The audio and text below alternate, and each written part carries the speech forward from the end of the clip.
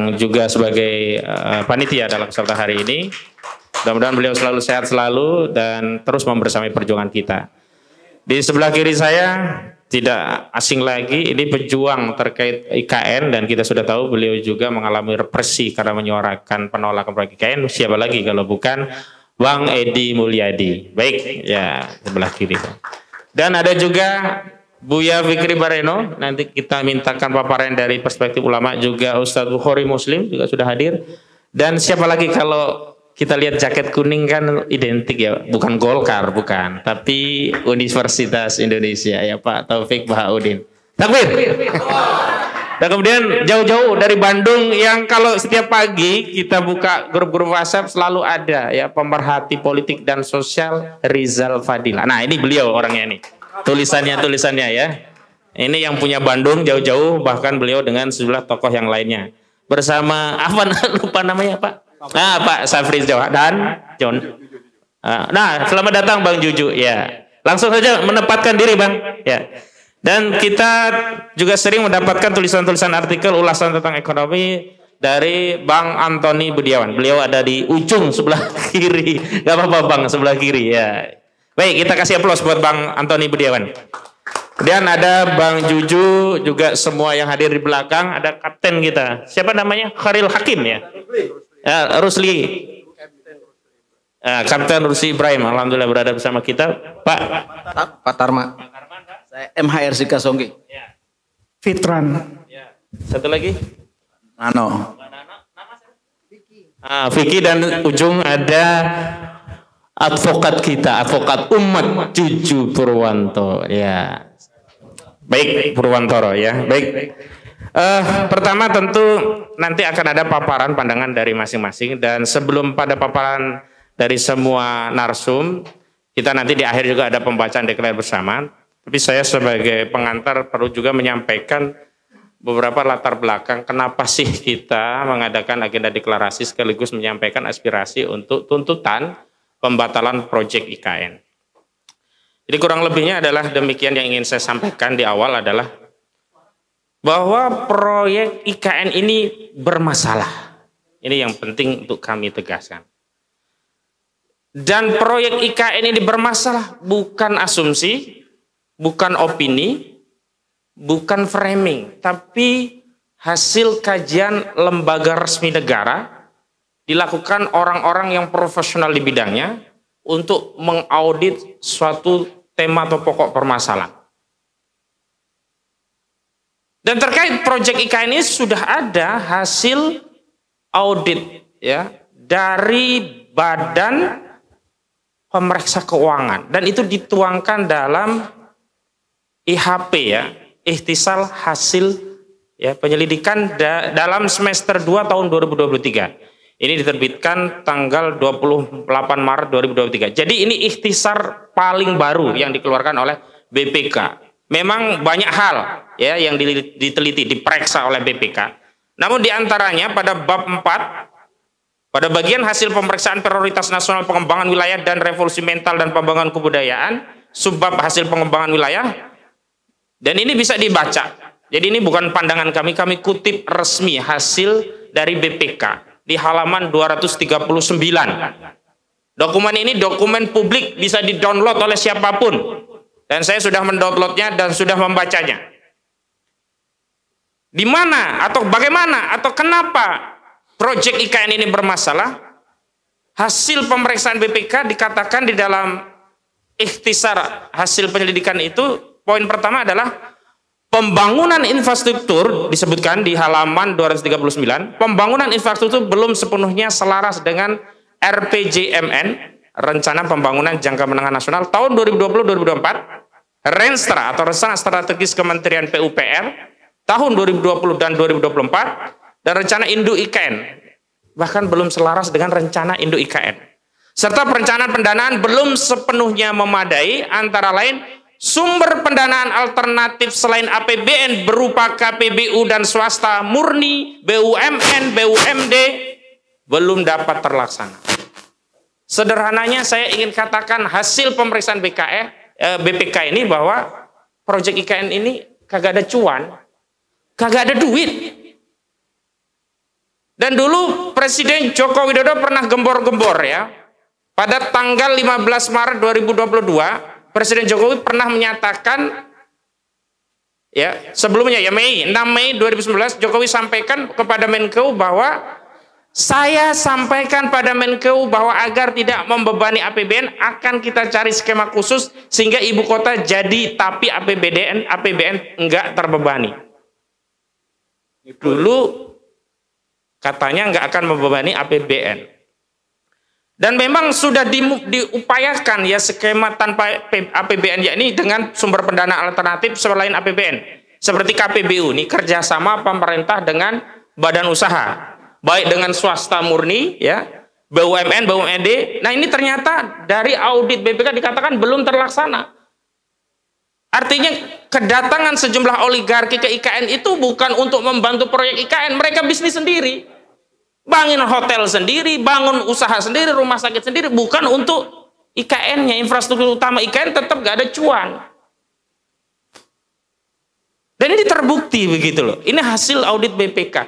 Jadi kemarin kalau kita dengar kabar Bambang Susantono dan Doni Rahaju mundur sebagai kepala otorita dan wakil kepala otorita yang sekarang pelaksana tugasnya diambil oleh Menteri PUPR ya Pak Basuki Mulyono dan Wakil Menteri ATR ya Saudara Raja Juli Antoni. Itu bisa kita pahami karena problemnya apa? Ini proyek kagak ada cuan, kagak ada duitnya. Sehingga mereka tidak bisa apa-apa. Belum lama kita juga dengar RDP di DPR RI mereka ngeluh belum dibayar. Bahkan pekerja-pekerja di proyek IKN juga ngeluh belum dibayar gajinya. Lalu apa konsekuensi pelaksana tugas kepala otorita dan wakilnya diambil alih langsung oleh Menteri PUPR dan juga Raja Juli Antoni ini ya, dari wakil Menteri ATR ya, wakilnya AHY ini. Itu artinya nanti IKN akan sepenuhnya dibebankan kepada APBN, kepada negara. Walau sebelumnya Jokowi sudah menyatakan akan diambil 20% dari APBN setelah sebelumnya mengatakan tidak akan membebani APBN. Ini 15 Maret 2022. Nah, sebelumnya juga ini untuk mengkonfirmasi ya sebenarnya sampai hari ini tidak ada satupun investasi yang sudah komitmen di proyek ini. Jadi semua yang bicara tentang ada ratusan investasi dari asing itu cuman omon-omon gitu. Setelah diperiksa oleh BPK nggak ada yang konkret gitu loh. Cuman omongan pejabat. Dan terakhir Menteri Bahlil Lahadalia dia berdalih nanti akan kami verifikasi setelah 17 Agustus 2024. Bukan setelah 17, memang sampai hari ini nggak ada itu investornya. Makanya dipaksakan dibebankan kembali kepada APBN. Yang tadinya 20% bisa jadi ke depan akan 100% dibebankan kepada APBN. Dan ini juga terkonfirmasi sebagaimana disampaikan oleh Saudara Luhut Binsar Panjaitan. Dia menyampaikan informasi bahwa desain APBN 2024 ini akan dibuat defisit sebesar 600 triliun rupiah. Dan di dalam defisit itu diantaranya akan menutupi seluruh proyek-proyek yang akan menjadi janji Prabowo. Diantaranya tentang makan siang gratis, termasuk untuk menutupi seluruh kebutuhan proyek strategis, termasuk di dalamnya adalah proyek IKN. Dulu kalau mereka ya mau pindah ibu kota tanpa meminta ya persetujuan kita seluruh rakyat, khususnya juga yang tinggal di DKI Jakarta ini, karena ibu kota itu tidak hanya ansih soal tempat, tapi ada sejarah, filosofis dan sebagainya. Tapi kalau hari ini ternyata duitnya bukan seperti yang mereka janjikan, ternyata ngambil lagi dari APBN, maka mereka harusnya minta izin dari kita, dari rakyat. Kalau dulu bolehlah mereka nggak izin karena dalihnya pakai uang swasta. Faktanya hari ini tidak. Sekitar 90 triliun akan digelontorkan ya dari 20%-nya. Dari total 466 triliun biaya proyek pindah ibu kota. Padahal kita sedang butuh untuk banyak masalah, termasuk kemarin masalah pendidikan yang UKT mau naik nggak jadi, masalah kesehatan, dan masalah makan siang gratis itu kan mengkonfirmasi masalah yang basic, yang asasi, yakni masalah kebutuhan basic, yakni masalah pangan. Bagaimana mungkin kita ya mau bicara tentang politik mercusuar, mau dianggap wah di luar negeri punya ibu kota baru, tapi rakyatnya nggak bisa makan, rakyatnya nggak bisa sekolah, rakyatnya kesulitan kalau sakit ya. Ini sekarang saja klaim-klaim BPJS itu masih banyak ya yang bermasalah, layanannya masih banyak dikurangi. Saya dapat informasi dari salah satu kota di Jawa Barat, BPJS Kesehatan itu mengalami defisit. Jadi klaim lebih besar daripada iuran yang dibayar di suatu wilayah Pemda. Makanya sekarang di mana-mana BPJS itu pengetatan, klaimnya susah, dipersulit orang sakit. Harusnya kan uang itu fokus untuk menyehatkan masyarakat dulu, baru bicara tentang ibu kota. Jadi temuan dari Badan Pemeriksa Keuangan ini mengkonfirmasi bahwa memang IKN ini kagak ada duit dan akan dibebankan kepada rakyat. Bagaimana mekanismenya? Pertama, mereka membuat APBN menjadi defisit 600 triliun. 600 triliun ini kan nggak bisa ditarik langsung dari pajak, maka mereka mengambil 600 triliun itu dari pinjaman. Pinjaman ini kan harus dibayar nantinya, baik pokok maupun cicilannya. Maka siapa yang membayar pokok dan cicilannya? APBN lagi. Sumber penerimaan APBN dari mana? 85% dari pajak. Berarti apa? Berarti yang nutup defisit itu akhirnya rakyat. Yang membiayai proyek IKN yang katanya digembar-gemborkan oleh swasta itu akhirnya rakyat, pajak yang diambil dari rakyat itulah yang akan membiayai seluruh proyek IKN pada akhirnya. Siapa yang bisa percaya proyek IKN itu tetap akan dibiayai swasta? Sekarang saja faktanya udah 20% diambil dari APBN, dari yang sebelumnya gembar-gembornya tidak akan membebani APBN. Kemudian temuan yang kedua, disebutkan bahwa persiapan membangun infrastruktur belum memadai. Di antaranya persiapan lahan pembangunan infrastruktur IKN masih terkendala mekanisme pelepasan kawasan hutan sebesar 2085,62 hektar dari 36.150 hektar tanah masih dalam penguasaan pihak lain karena belum diterbitkan hak pengelolaannya, HPL-nya ya, serta belum selesainya proses sertifikasi atas 5 area hasil pengadaan tanah ini.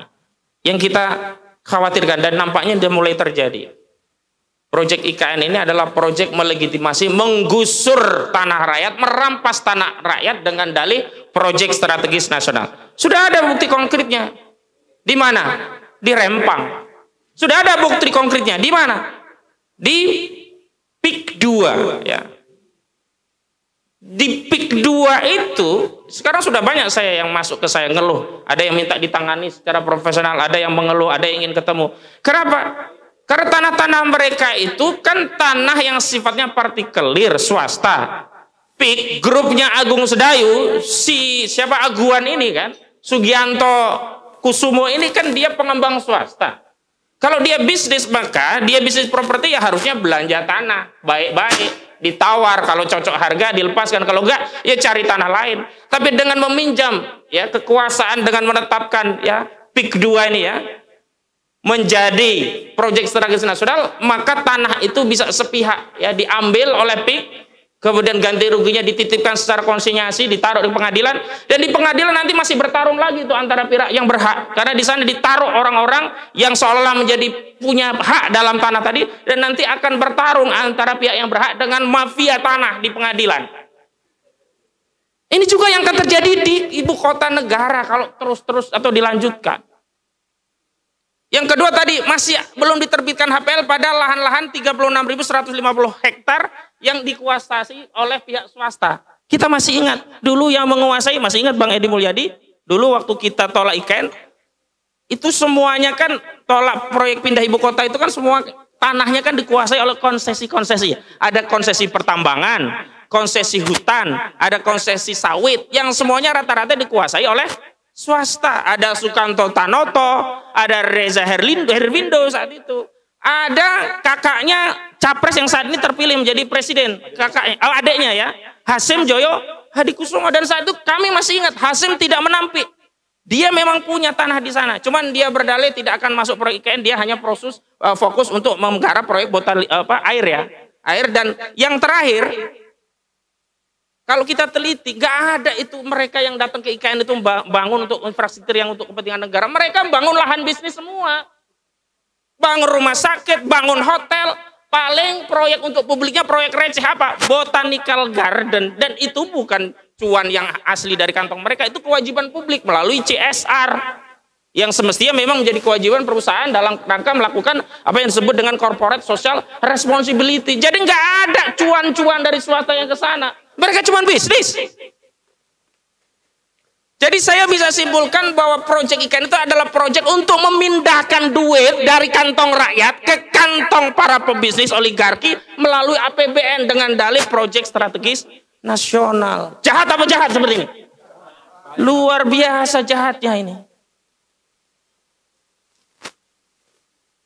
Dan kita tahu persis ya, kalau pengadaan lahan ya untuk kepentingan publik itu akhirnya yang berkata adalah apa? Kekuasaan. Makanya kemarin saya tertarik sebenarnya ketika ada perdebatan antara saudara Luhut Binsar Panjaitan dengan Adinrov Caniago ya.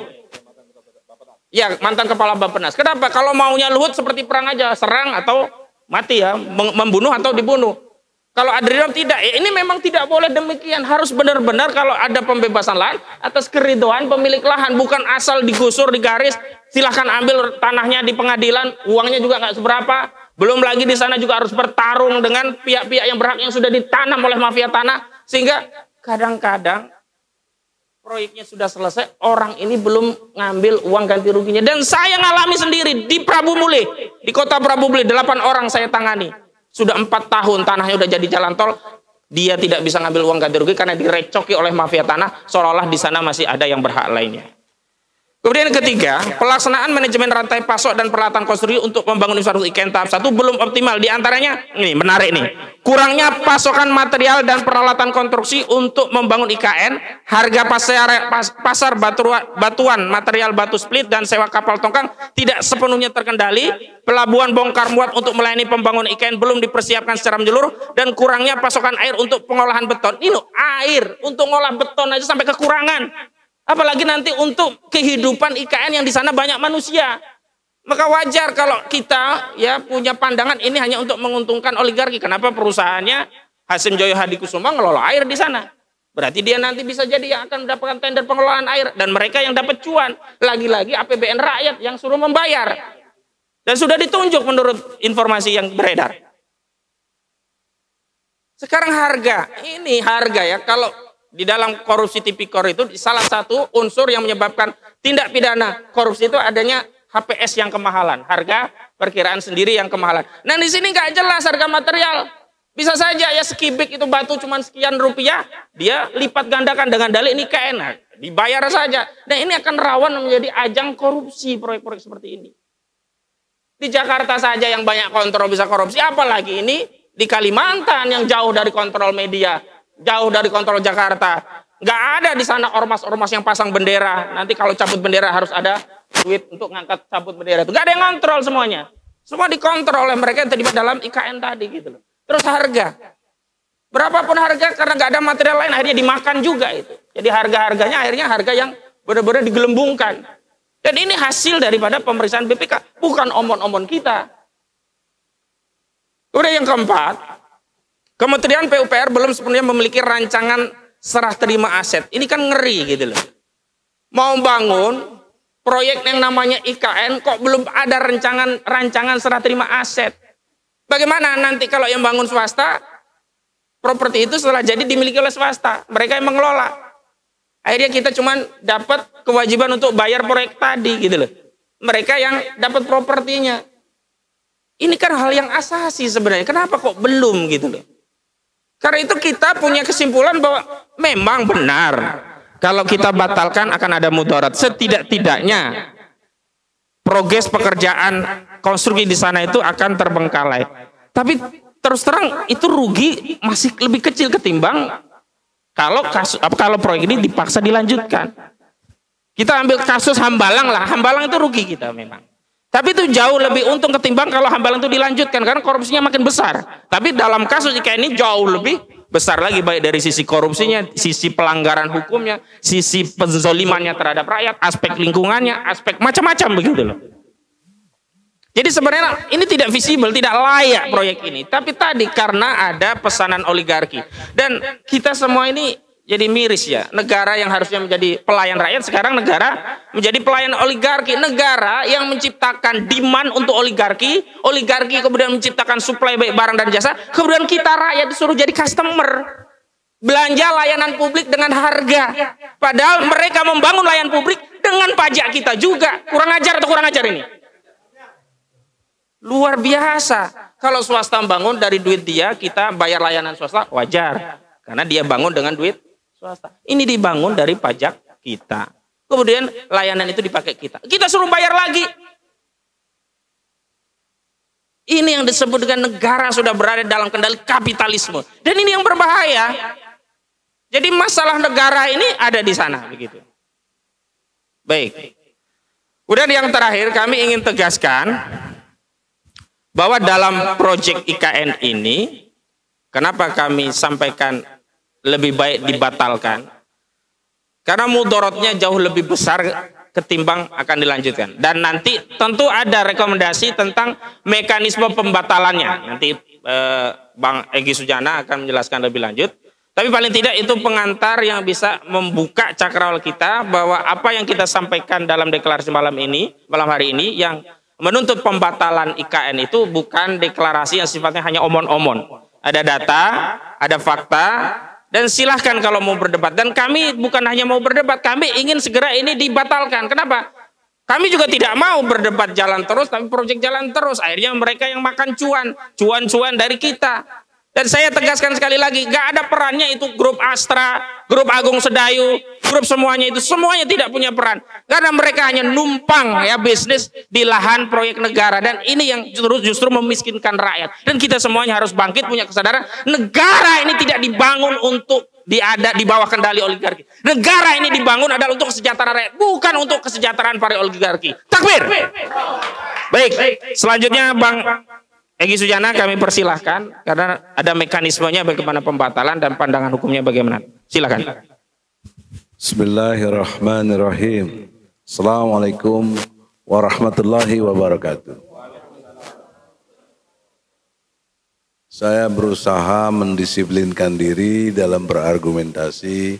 Ada dalil Al-Quran yang bisa dipakai, yaitu surat Al-An'am.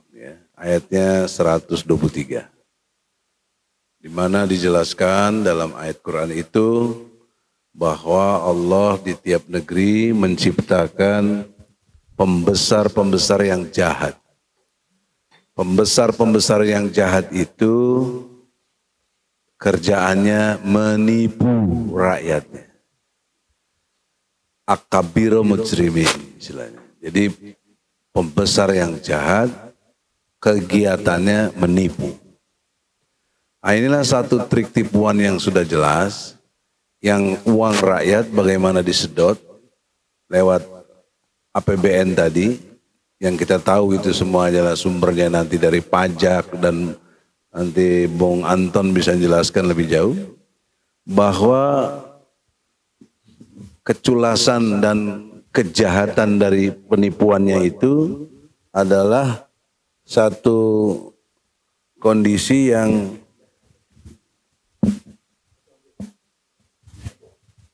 bisa dijelaskan untuk menjadi kejahatannya itu. Tadi sebagian sudah dijelaskan oleh Dinda Ahmad Qasiduddin. Nah, sekarang saya sudut pandang hukum, kan kita semua bersepakat bagaimana membatalkannya.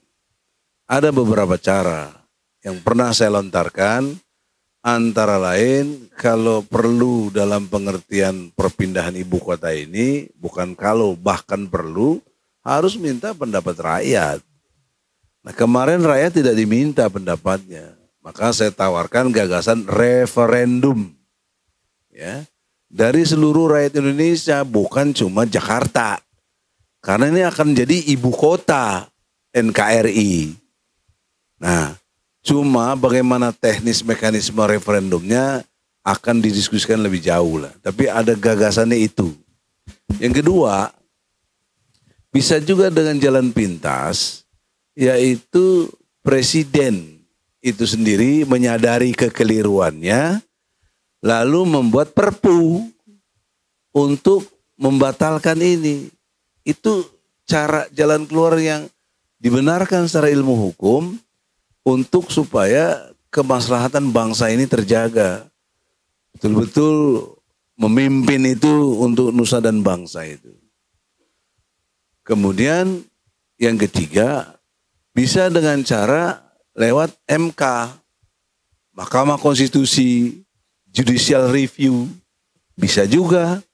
Tapi itu butuh proses dan segala macam yang membuat kehilangan waktu juga di dalam pengertian perjalanan waktu ini.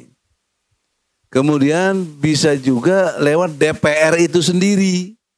Jadi bagaimana DPR itu sendiri dengan kesadarannya, dengan hak inisiatifnya untuk manggil presiden, kenapa terjadi kebohongan, penipuan sebagaimana Al-Quran tadi surat Al-An'am ayat 123, untuk yang tidak memakai APBN kok jadi pakai, walaupun baru 20%, dan telah dikondisikan sedemikian rupa dengan beralih kepemimpinannya ke Basuki sebagai Menteri Tenaga Kerja atau PUPR, ya, dengan juga dibantu oleh Wakil Menteri dari ATR, itu beban negara jadinya.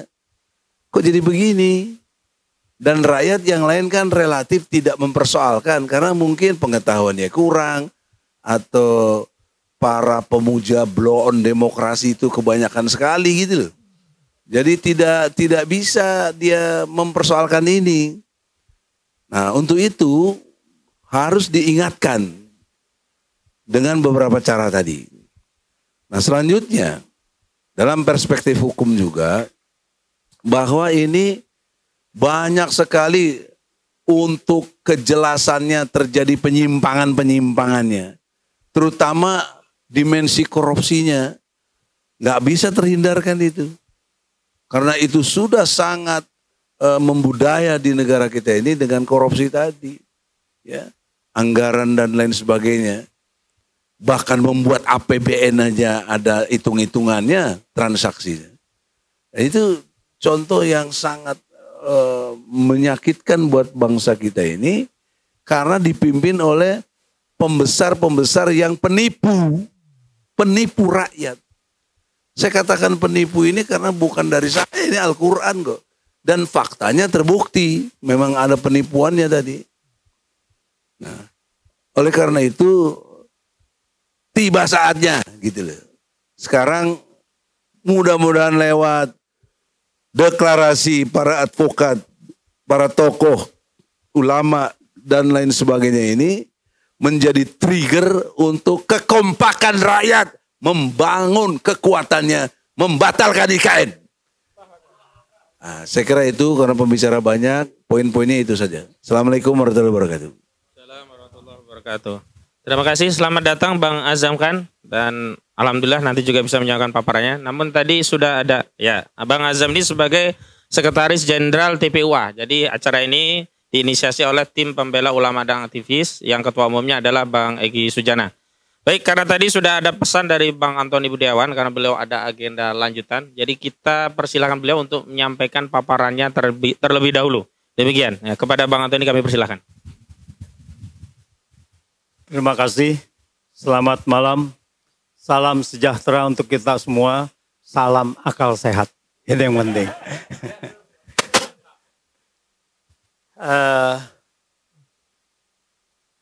Tadi ya beberapa sudah disampaikan, tetapi saya ingin mempertegas lagi pendapat saya, bahwa TPUA minta untuk proyek IKN ini dibatalkan. Cara membatalkannya ada beberapa cara. Tetapi kalau pendapat saya adalah bahwa ini wajib dibatalkan. Karena undang-undang IKN ini adalah melanggar konstitusi. Melanggar konstitusi. IKN ini bentuknya apa? Pemerintah daerah apa bukan? Pemerintah daerah di dalam undang-undang IKN ini kota, namanya kota pemerintah daerah. Otorita adalah badan administrasi. Jadi ini adalah pemerintahan daerah. Disebut bahwa ibu kota adalah pemerintah daerah, ibu kota negara dalam bentuk badan otorita. Nah ini yang melanggarnya karena pemerintah daerah adalah hanya bisa berbentuk provinsi, kabupaten, atau kota. Tidak bisa berbentuk badan otorita. Itu pertama. Kepemilikan lahan Indonesia itu ada di pemerintah daerah.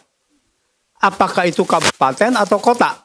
Oleh karena itu, kita, rakyat, membayar pajak bumi dan bangunan itu kepada pemerintah daerah, bukan kepada pemerintah pusat. Pemerintah pusat itu tidak ada lahan. Untuk daerah khusus seperti Jakarta, kita ke pemerintahan daerah. Di IKN itu dengan badan otorita, mereka itu melakukan aneksasi terhadap daerah seluas 256.000 hektar. Itu dimiliki dan masuk penerimaannya itu ke dalam APBN. Ini tidak boleh. Ini harus ke pemerintahan daerah. Tidak ada ini ke pemerintahan, nggak boleh APBN menerima itu. Kenapa ini dibentuk sebagai pemerintahan dalam bentuk badan otorita yang melanggar konstitusi? Karena di sini adalah pemerintahan Jokowi ini mau membangun IKN itu melalui APBN. Karena tanpa APBN tidak mungkin daerah bisa membangun ini. Inilah tujuan dari awalnya. Bahwa publik dibohongi, tidak ada dana APBN apa segala, kita sudah tahu bagaimana pembohongan-pembohongan yang sudah dilakukan oleh pemerintahan ini. Pembohongannya ini begitu sistematis sampai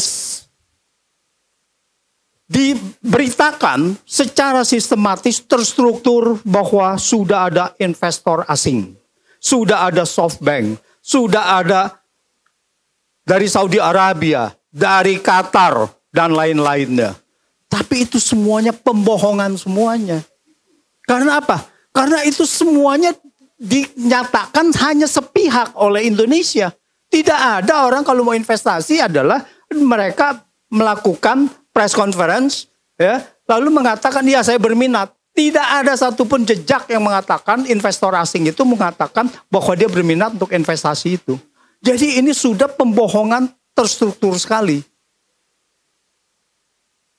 Jadi ini wajib batal. Apa konsekuensinya? Ya konsekuensinya tadi yang sudah dikatakan bahwa ini terjadi kerugian negara. Kerugian negara yang harus diusut. Jadi di situ dikatakan bahwa SoftBank mau investasi 30-40 miliar. Ini tidak ada malunya pejabat ini. Nguber-nguber sampai ke Qatar. Nguber-nguber sampai ke Saudi Arabia. Minta-minta untuk investasi. Sampai kalau nggak salah ada jalan tol dinamakan MBZ. Ini gimana? Itu pun dikorupsi kan. Sangat luar biasa gitu. Nah, jadi ini mau tidak mau bahwa ini harus wajib batal. Jadi saya sarankan TPUA ini mau jalan apapun ini harus batal.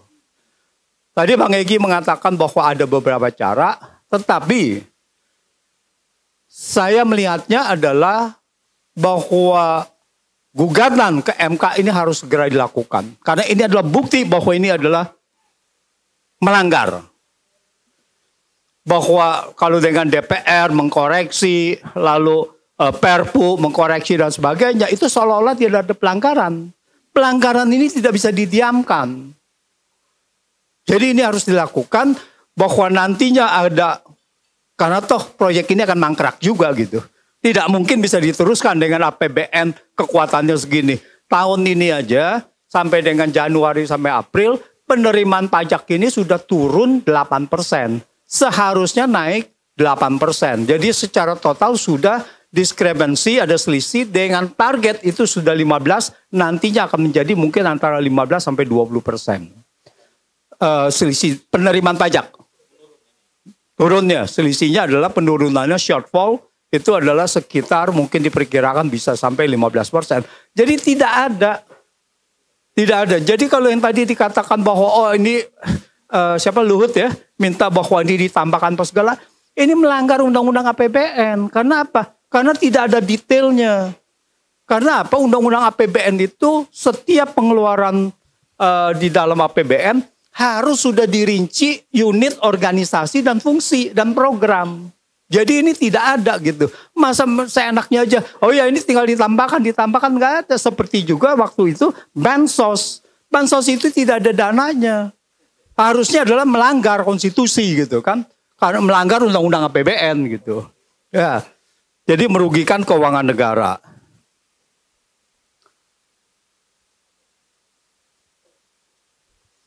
Terus poin selanjutnya adalah undang-undang DKJ ini sudah disahkan. Daerah khusus Jakarta. Jakarta ini sudah bukan ibu kota lagi. Meskipun ada embel-embelnya, ini berlaku efektif, tetapi katanya berlaku tergantung dari kapan Perpres itu dikeluarkan. Artinya apa? Artinya kan ketidakpastian kan? Siapa sekarang? Kapan itu Perpresnya keluar? Apakah besok? Bulan depan? Tahun depan? Setahun lagi? 2 tahun lagi? Ini kan tidak ada kepastian. Jadi sekarang kalau gubernur yang sekarang, kalau ada pilkada di Jakarta, ini pilkada apa? Ibu kota atau DKJ?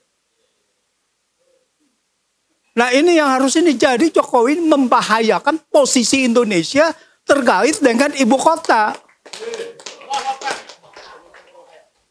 Dan letak ibu kota ini sangat strategis, semuanya harus ada di situ gitu. Jadi di dalam undang-undang kita itu semuanya ada. BPK harus ada perwakilan di setiap provinsi dan ibu kota. Jadi dia punya berdirinya itu harus di ibu kota. Beberapa institusi negara itu harus ada di ibu kota. Sekarang kalau ibu kota IKN-nya sudah harusnya secara undang-undang dia sudah berlaku. Tapi kemudian Perpres mengatakan baru berlaku setelah Perpres. Yang mana lebih kuat?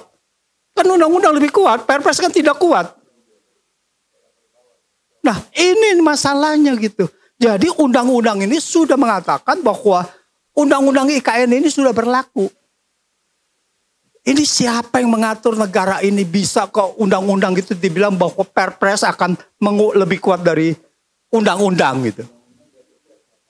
Undang-undang ini diatur Perpres gitu. Jadi ini sudah negara ini sudah amburadul sekali di bawah pemerintahan Jokowi gitu. Jadi tidak bisa tidak bahwa ini harus dibatalkan dan Jokowi termasuk di dalam UIKN ini harus dimintakan pertanggungjawabannya gitu kan. Kapanpun apakah dia masih menjabat atau setelah menjabat, saya rasa ini semuanya harus digugat dan TPUA ini saya harapkan juga mempunyai akan mengadvokasi untuk hal ini penegakan kedaulatan dari kita punya hukum. Terima kasih. Baik, terima kasih. Ada satu catatan yang menarik bahwa semua lembaga tinggi negara itu harus ada perwakilan di ibu kota, baru perwakilan di daerah. Yang menarik adalah DPR di berbagai media itu menyatakan nggak mau ngantor di IKN. Tapi dia yang ngesahkan undang-undang IKN. Ini ambigu juga ini DPR-nya. Harusnya mereka yang punya peran untuk membatalkan IKN. Tapi kita tunggulah nanti DPR. Baik, terima kasih Bang Antoni Budiawan. Nanti kalau seumpama ada agenda bisa langsung saja pamit. Kita lanjutkan saja ya, baik. Ya, kalau ada waktu ikut menyimak dulu. Selanjutnya kita minta pandangan dari Bang Edi Mulyadi yang dulu pernah bersuara untuk menolak IKN dan sekarang menuntut pembatalan IKN. Nah, terima kasih. Ada Bang Edi dipersilakan. Bang Edi Mulyadi. Bismillahirrahmanirrahim. Assalamualaikum warahmatullahi wabarakatuh. Alhamdulillah walladzi arsala rasulahu bil huda wa dinil haqq liyudhhirahu 'ala dini kullih walau karihal musyrikun. Asyhadu alla ilaha illallah wahdahu la syarikalah wa asyhadu anna Muhammadan abduhu wa rasuluh. Allahumma shalli ala Muhammad wa ala alihi washabihi wasallim. Bung Ahmad Rosinuddin yang keren abis, top, Marco Tops. Bang Egi yang on terus nggak pernah off. Dan teman-teman senior yang lainnya luar biasa, Bang TB paling muda karena saya kira berapa Bang TB sekarang? 43 umur ya? Oh, soalnya kapten tadi ada kapten 77 di belakang, Kapten Rusli.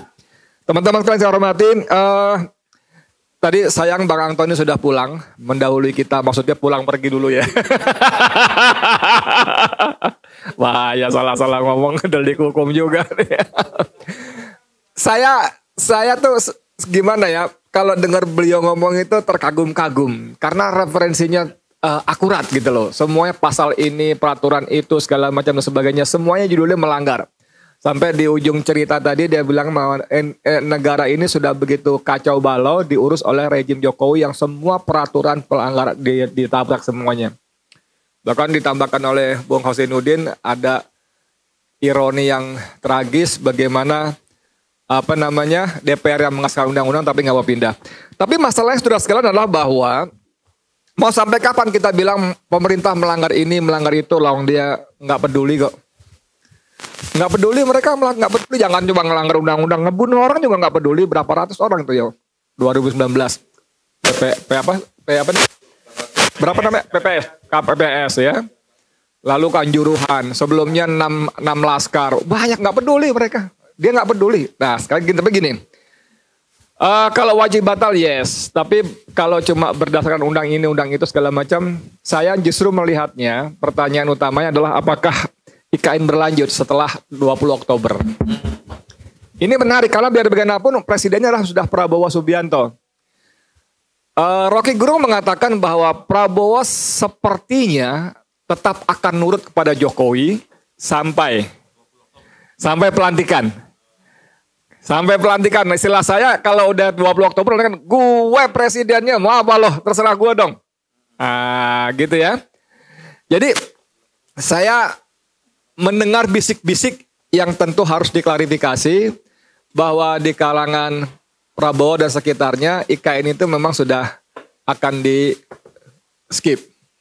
Dan ini menjadi semakin jelas isyaratnya ketika Prabowo di Qatar dalam sebuah wawancara terbuka. Dia mengatakan bahwa IKN pindah itu perlu, tapi, nah ini kan diplomasi gitu, tapi perlu digeser waktunya menjadi 25 sampai 30 tahun. Karena biayanya sekitar 30 miliar. Kalau dolar tentu saja. Kalau 30 miliar pas saya yang bayarin semua.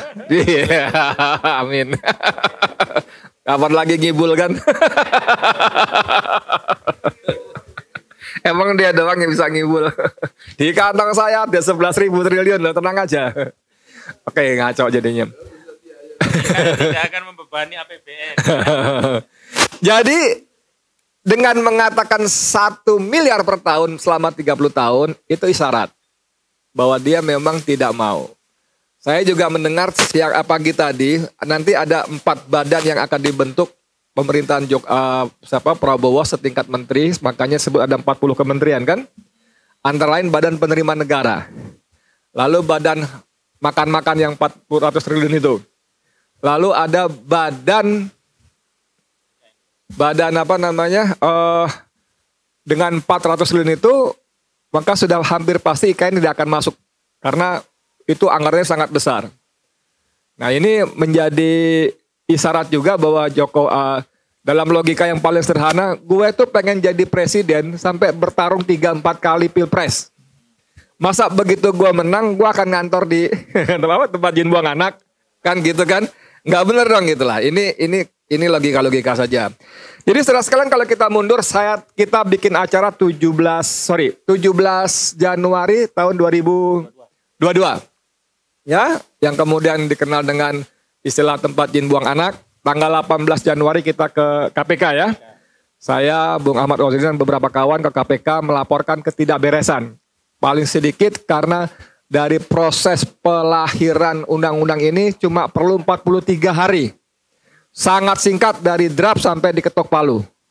Sangat singkat dan itu mengabaikan semua prosedur termasuk yang paling utama adalah ada meaningful participation public participation. Ada Partisipasi publik yang bermakna itu nggak ada sama sekali. Belum kajian akademis dan sebagainya, tidak ada. Nah waktu itu saya kan sudah bicara bahwa ini proyek hanya keuntungan kepentingan pribadi Joko Widodo dan para oligarkinya. Tapi teman-teman suku Dayak terutama marah-marah karena saya menggunakan diksi yang menurut mereka tidak tepat. Ya, Jingkong Anak. Padahal begitu kita lihat, saya tadi sempat googling sebentar berita-berita ya, misalnya warga di IKN merasa terancam, nyawa bisa hilang dan kesehatan terganggu. Ini pikiran rakyat.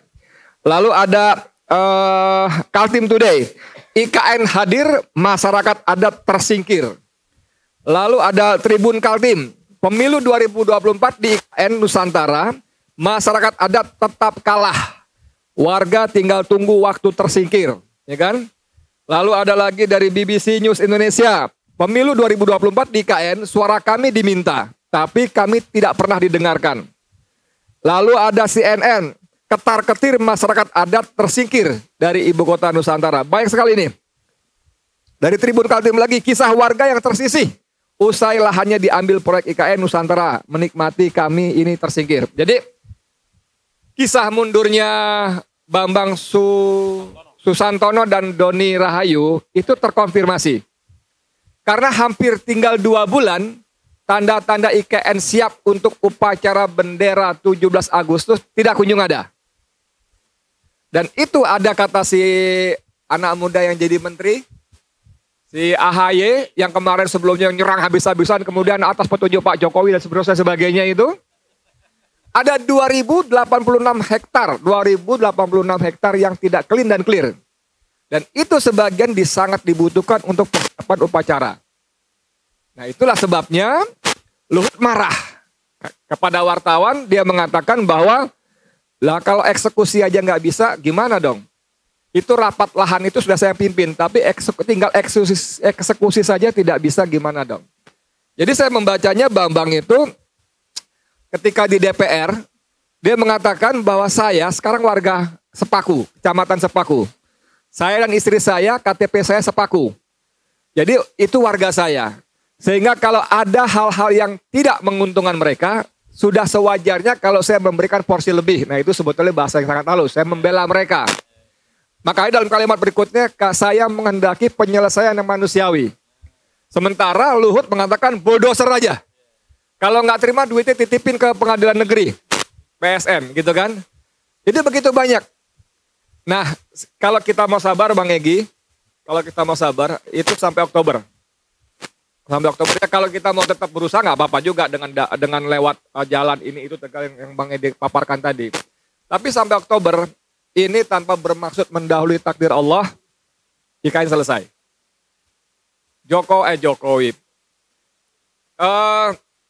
Ada beberapa isyarat yang kita bisa baca seperti kata Rocky Gerung bahwa setelah Oktober Prabowo akan tancap gas melepaskan diri dari bayang-bayang dan dominasi Joko Widodo.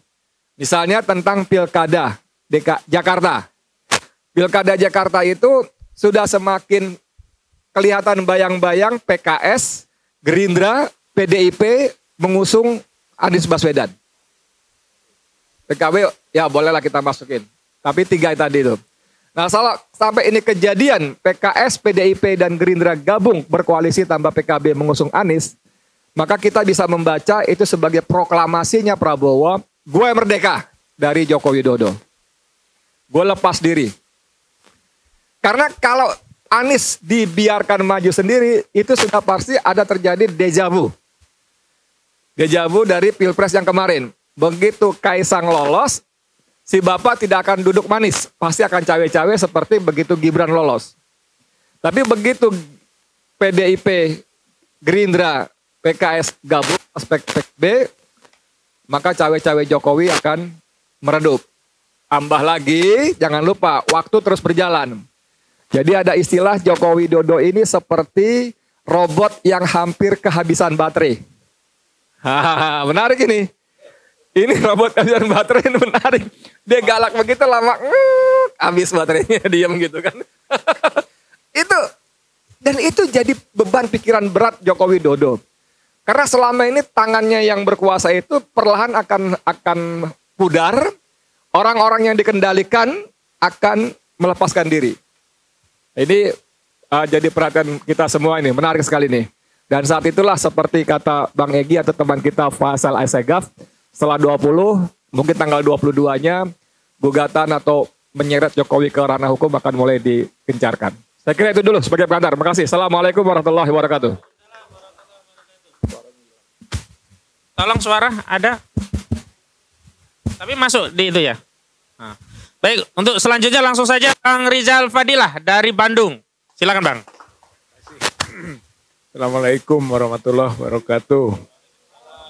Alhamdulillahirabbil alamin wassalatu wassalamu ala Rasulillah wa ala alihi wa ashabihi wa mawalah.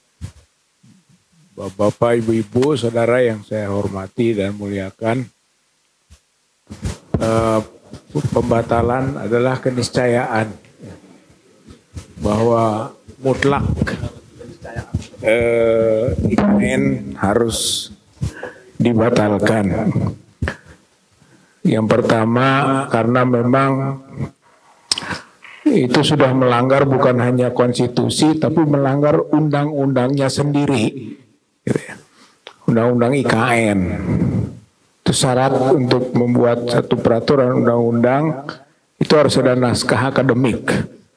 Dan naskah akademik itu harus jelas urgensi dan solusi. Dua hal itu harus ada gitu kan untuk menunjukkan bahwa undang-undang menjadi perlu dibuat. Tapi ternyata untuk undang-undang IKN, undang-undang nomor 3 tahun 2022 ini itu tidak ada konten urgensi dan solusi bagi masyarakat dari perlunya IKN yang berpindah itu. Jadi dia sudah mengkhianati dirinya sendiri.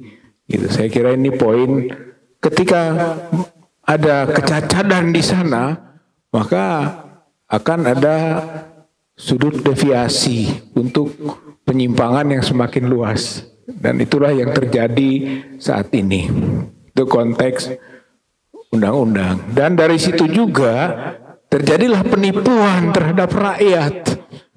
Karena undang-undang itu kan adalah semacam aspirasi rakyat yang dinarasikan oleh aturan. Apalagi diproduk oleh DPR dan Presiden atau pemerintah. Dan ternyata undang-undang ini undang-undang yang tidak berbasis aspirasi masyarakat. Pindah IKN ini bukan kemauan rakyat. Tadi sudah disebut ini kemauan Jokowi dan oligarki. Jadi terjadi penipuan kepada rakyat. Dan karena menipu rakyat, pasti akan ada kutukan dari rakyat. Gitu ya. Ini namanya cures gitu ya, kutukan nanti dari rakyat. Rakyat tidak mengizinkan dalam tanda kutip, tidak ridho lah gitu kan bahwa namanya dicatut untuk kepentingan yang tidak sesuai dengan aspirasi rakyat itu. Kemudian juga bahwa kecacadannya itu yang menyebabkan harus dibatalkan adalah seperti yang disampaikan tadi bahwa nggak ada duitnya, gitu kan. Jadi ini nafsu besar, tenaga kurang, gitu ya.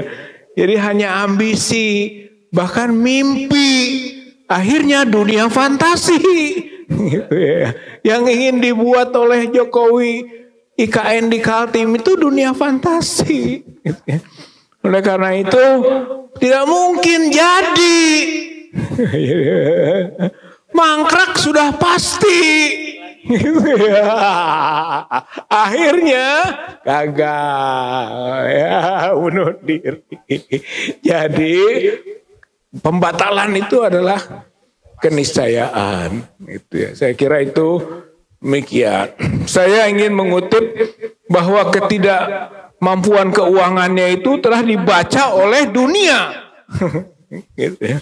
Dibaca oleh dunia dan dunia mentertawakan, gitu kan, keinginan membangun dunia fantasi tanpa duit.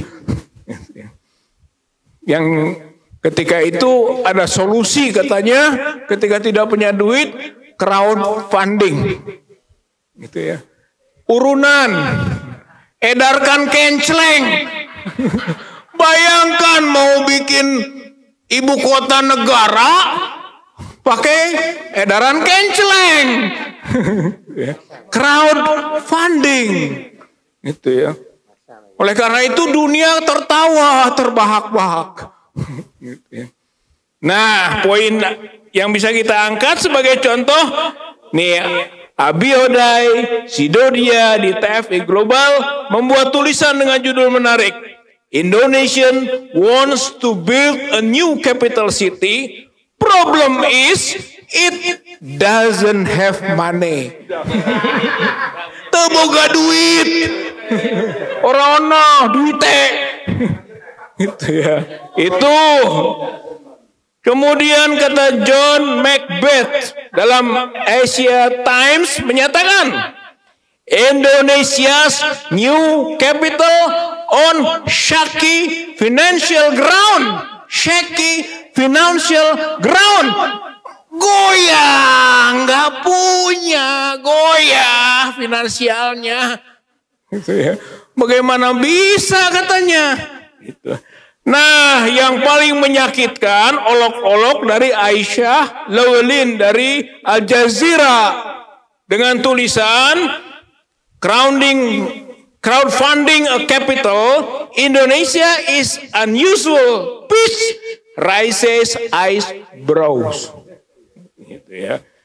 Jadi Indonesia ini melalui kenceleng tadi membangun kapitalnya tidak biasa, melempar sesuatu yang tidak biasa, membuat nih alis kita itu terangkat.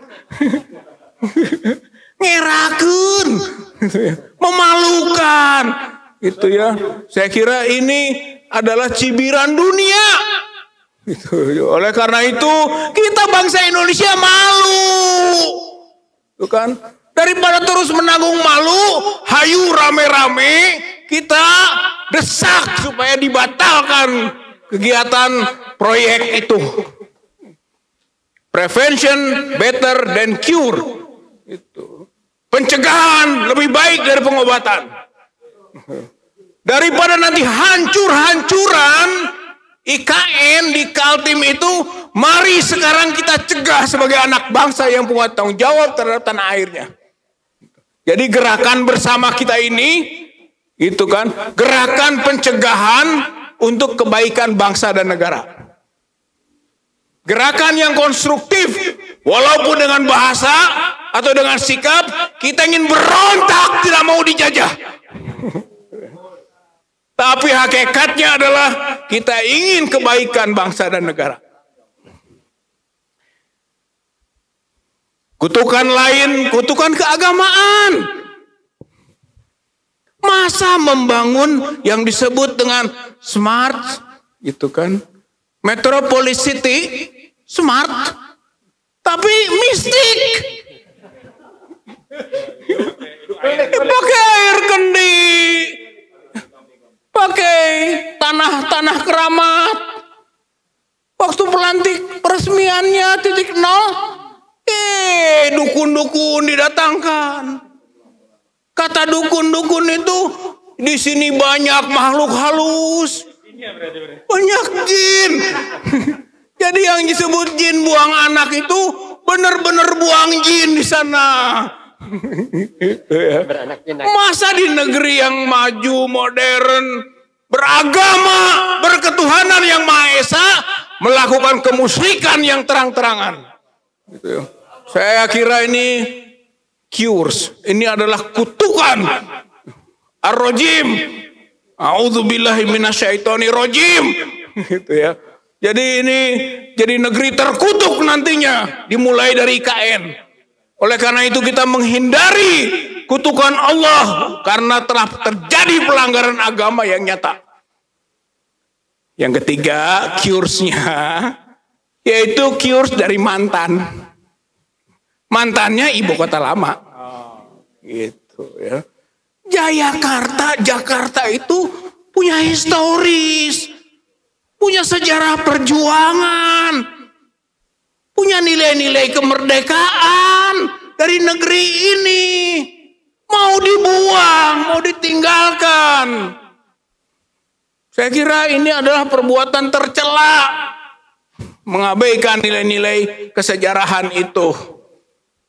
Walaupun ada juga teman-teman di Jawa Barat, kalau misalnya Jakarta ditinggalkan, ya udah ambil lagi aja.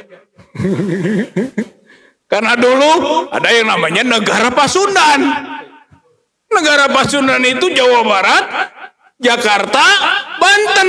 Ketika Jakartanya ditinggalkan, ya kita ambil lagi. Kita jadikan saja negara Pasundan lagi. Ini seloroh, tapi punya nilai.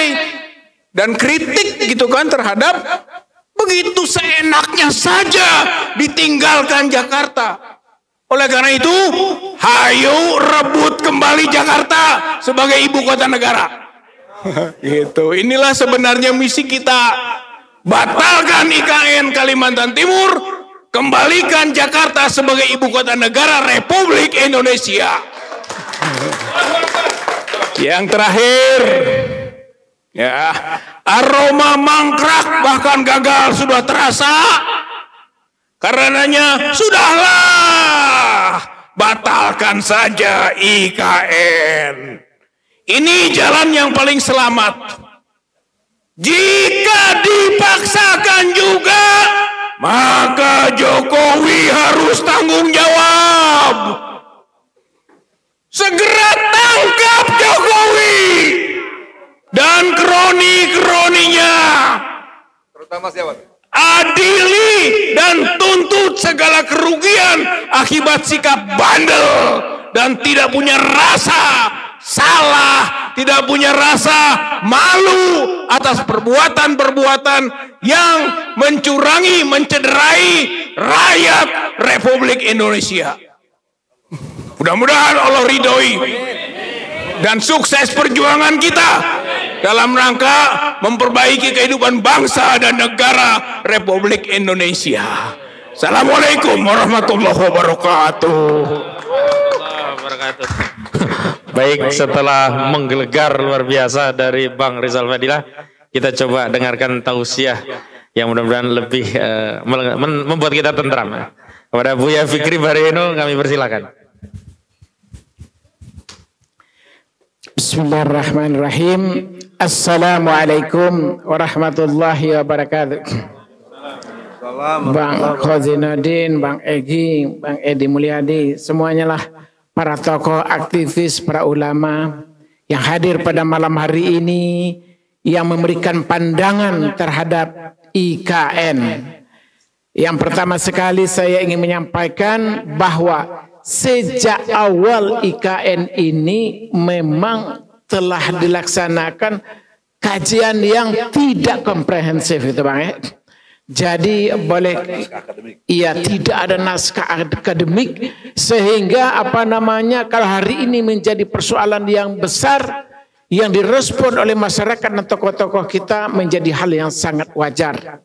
Ya, seperti Bang Egy tadi menyampaikan juga, ya kalau perlu ini IKN ini diadakan semacam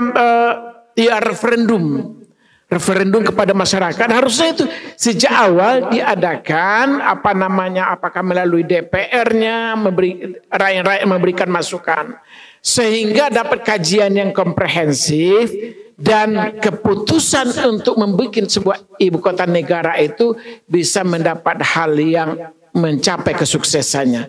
Tetapi karena ini adalah dengan gerasa gerusu, dengan dengan sikap yang menurut kita yang tidak komprehensif dikaji oleh Pak Jokowi presiden kita ini, yang terlalu memaksakan kemauan untuk memindahkan kepala negara ibu kota negara ini, sehingga hari ini yang seharusnya 17 Agustus tahun 45 ini harus telah diresmikan, tetapi melihat kita dari fisik dari lapangan rasa-rasanya sangat jauh dari dari kenyataan nantinya.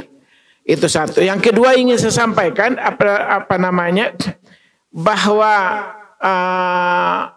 dengan adanya IKN ini tentu akan memberikan beban-beban yang berat kepada APBN kita. Tadi telah dipaparkan oleh Ustadz Akhwal Zainuddin betapa yang tadinya Pak Presiden adalah mencarikan dana lainnya, tetapi akhirnya 20% diambilkan dari APBN. Dan tentunya ke depan akan menambah beban-beban yang berat. Dan akan berdampak dengan harga-harga yang akan dinaikkan. Dan pajak-pajak. Dan ini pun kita telah melihat betapa misalkan minyak dan lain-lain telah mengalami kenaikan. Inilah dampaknya ketika suatu keputusan yang tidak dikaji secara komprehensif akan berakibat kepada pembengkakan kepada anggaran dan pemiskinan kepada masyarakat kita. Dan yang seharusnya kalau menurut kami 2 periode Pak Presiden kita ini harusnya tidak IKN yang diinikan. Sebab persoalan ekonomi bangsa kita ini apalagi setelah COVID kemarin ini memang ekonomi rakyat kita ini betul-betul nyungsap. Bagaimana penciptaan lapangan kerja, bagaimana merecovery ekonomi, bagaimana mengatasi pengangguran, kemiskinan dan lain-lain. Harusnya ini yang difokuskan, tidak IKN, tetapi ini anggaran-anggaran dipaksakan untuk ini sehingga menjadi beban nasional, beban APBN dan akhirnya akan menjadi beban rakyat dan bangsa dan negara kita. Menyetir kita dari apa yang Bang Egy sampaikan tadi, ada surah Al-An'am ayat 123 ya kan, wa kadzalika ja'alna fi kulli qaryatin akabira mujrimiha liyamkuru fiha. Dan demikianlah pada setiap negeri kami jadikan pembesar-pembesar yang jahat agar mereka melakukan tipu daya di negeri itu. Ini ayat ini terkait diturunkan Allah, kemudian Allah memberikan semacam hiburan kepada Nabi Muhammad SAW bahwa pembesar-pembesar yang jahat itu tidak hanya ada di negeri Mekah, tidak hanya di tengah-tengah masyarakat Arab ketika itu, tetapi ada di semua negeri-negeri, dan bahkan hari ini kita justru menyaksikan di negeri kita sendiri ini. Ya, itu adalah pembesar-pembesar yang jahat. Itulah ketika para pembesar, para pemimpin-pemimpin negeri itu tidak membangun, tidak berbuat dia untuk rakyatnya, tapi dia berbuat untuk oligarki, dia berbuat untuk kelompoknya, untuk nepotismenya, untuk keluarganya, tidak untuk tujuan untuk kesejahteraan rakyat, untuk terangkat ekonomi rakyat, bangsa dan negaranya, maka dia akan menjadi pembesar-pembesar yang jahat, yang menipu rakyatnya. Dan ini yang disetir oleh Al-Quran Al-An'am 123 ini. Kalau pemimpin dia mengelola sebuah bangsa, tapi adalah kesejahteraan totalitas untuk rakyat, bangsa dan negaranya, inilah pemimpin yang baldatun taibatun warabun ghafur, itu pemimpin yang membawa kesejahteraan untuk bangsa dan negara. Tetapi ketika pemimpin yang berlaku untuk menghancurkan merusak. Kalau kita bisa lihat ini ekonomi masyarakat kita, kalau kita pergi ke pasar-pasar hari ini, ekonomi masyarakat kita begitu menyungsap, daya beli tidak ada. Artinya ini kan harusnya para pemimpin, penguasa itu dia bisa menggerakkan ekonomi masyarakat sehingga daya beli menguat, masyarakat punya harapan ekonomi yang lebih baik lagi. Tetapi ketika yang dibangun seperti IKN hari ini yang justru merontokkan sistem perekonomian kita, menurut kami ini memang sangat pantas untuk kajian IKN ini untuk dibatalkan, sehingga walaupun kita mengalami kerugian, tetapi kerugiannya mungkin lebih kecil daripada kerugian yang lebih besar yang akan kita hadapi di kemudian harinya. Mungkin itu yang dapat saya sampaikan. Terima kasih. Wabillahi taufiq wal hidayah. Assalamualaikum warahmatullahi wabarakatuh. Allahu Akbar. Allahu Akbar. Baik, terima kasih Buya Fikri. Biar lebih semangat lagi, kita minta dari UI Watch, dan kita sudah hadirkan Bang Taufik Bahauddin, sudah gagah itu dengan seragam kuningnya, sudah siap menyampaikan pandangannya. Terima kasih. Silakan. Terima kasih. Assalamualaikum warahmatullahi wabarakatuh. Kami dari UIWOT hanya akan mengangkat dari salah satu aspek yang memang merupakan kompetensi yang kebetulan saya geluti, yaitu dari aspek perencanaan. Jadi, kalau dari aspek perencanaan, bagaimana akan memindahkan ibu kota, kok putusannya reaktif? Itu nggak bisa. Mindahin ibu kota bukan mindahin meja dari satu ruangan ke ruangan yang lain. Ini mikir yang nggak beres. Jadi, saya nggak bahas aspek lain, saya nggak menguasai. Jadi sebetulnya kalau begini berpikir, didiemin aja nggak akan jalan juga. Nggak usah diributin, didiemin ini nggak jalan. Mikir nggak? Mindahin ibu kota tuh memindahkan juga orang-orang, kegiatan, ada budaya itu nggak ada di otak dia. Nggak ada itu. Nggak bisa mindahin sekaligus. Harus sekian tahun rencana. Ada nggak direncanakan sebelumnya? Nggak ada. Jadi kalau dari aspek manajemen, perencanaan, ya yang bikin rencana juga bukan nggak ada rencana, otaknya Jokowi kan kita paham. Tapi yang menarik adalah kok lingkungannya meneng wae. Sehingga kalau guyonan saya mengatakan goblok itu, bodoh itu, bego itu bisa menurun dan atau menular. Saya kirim pesan buat Pak Profesor Sutikno. Anda the real academician. Kok menang wae Pak Tikno? Pak Tikno, Anda kok diem aja bagaimana ya? Itu kan ide nggak benar itu. Buat teman-teman saya di kampus, jaket kuning, kok Anda diem aja sih? Tuh kampus UI UGM kok diem aja, ini nggak benar, dia omongin. Nggak usah ngomong aspek saya, nggak ngerti hukum lah, bukan. Tapi dari aspek perencanaan aja sudah nggak benar.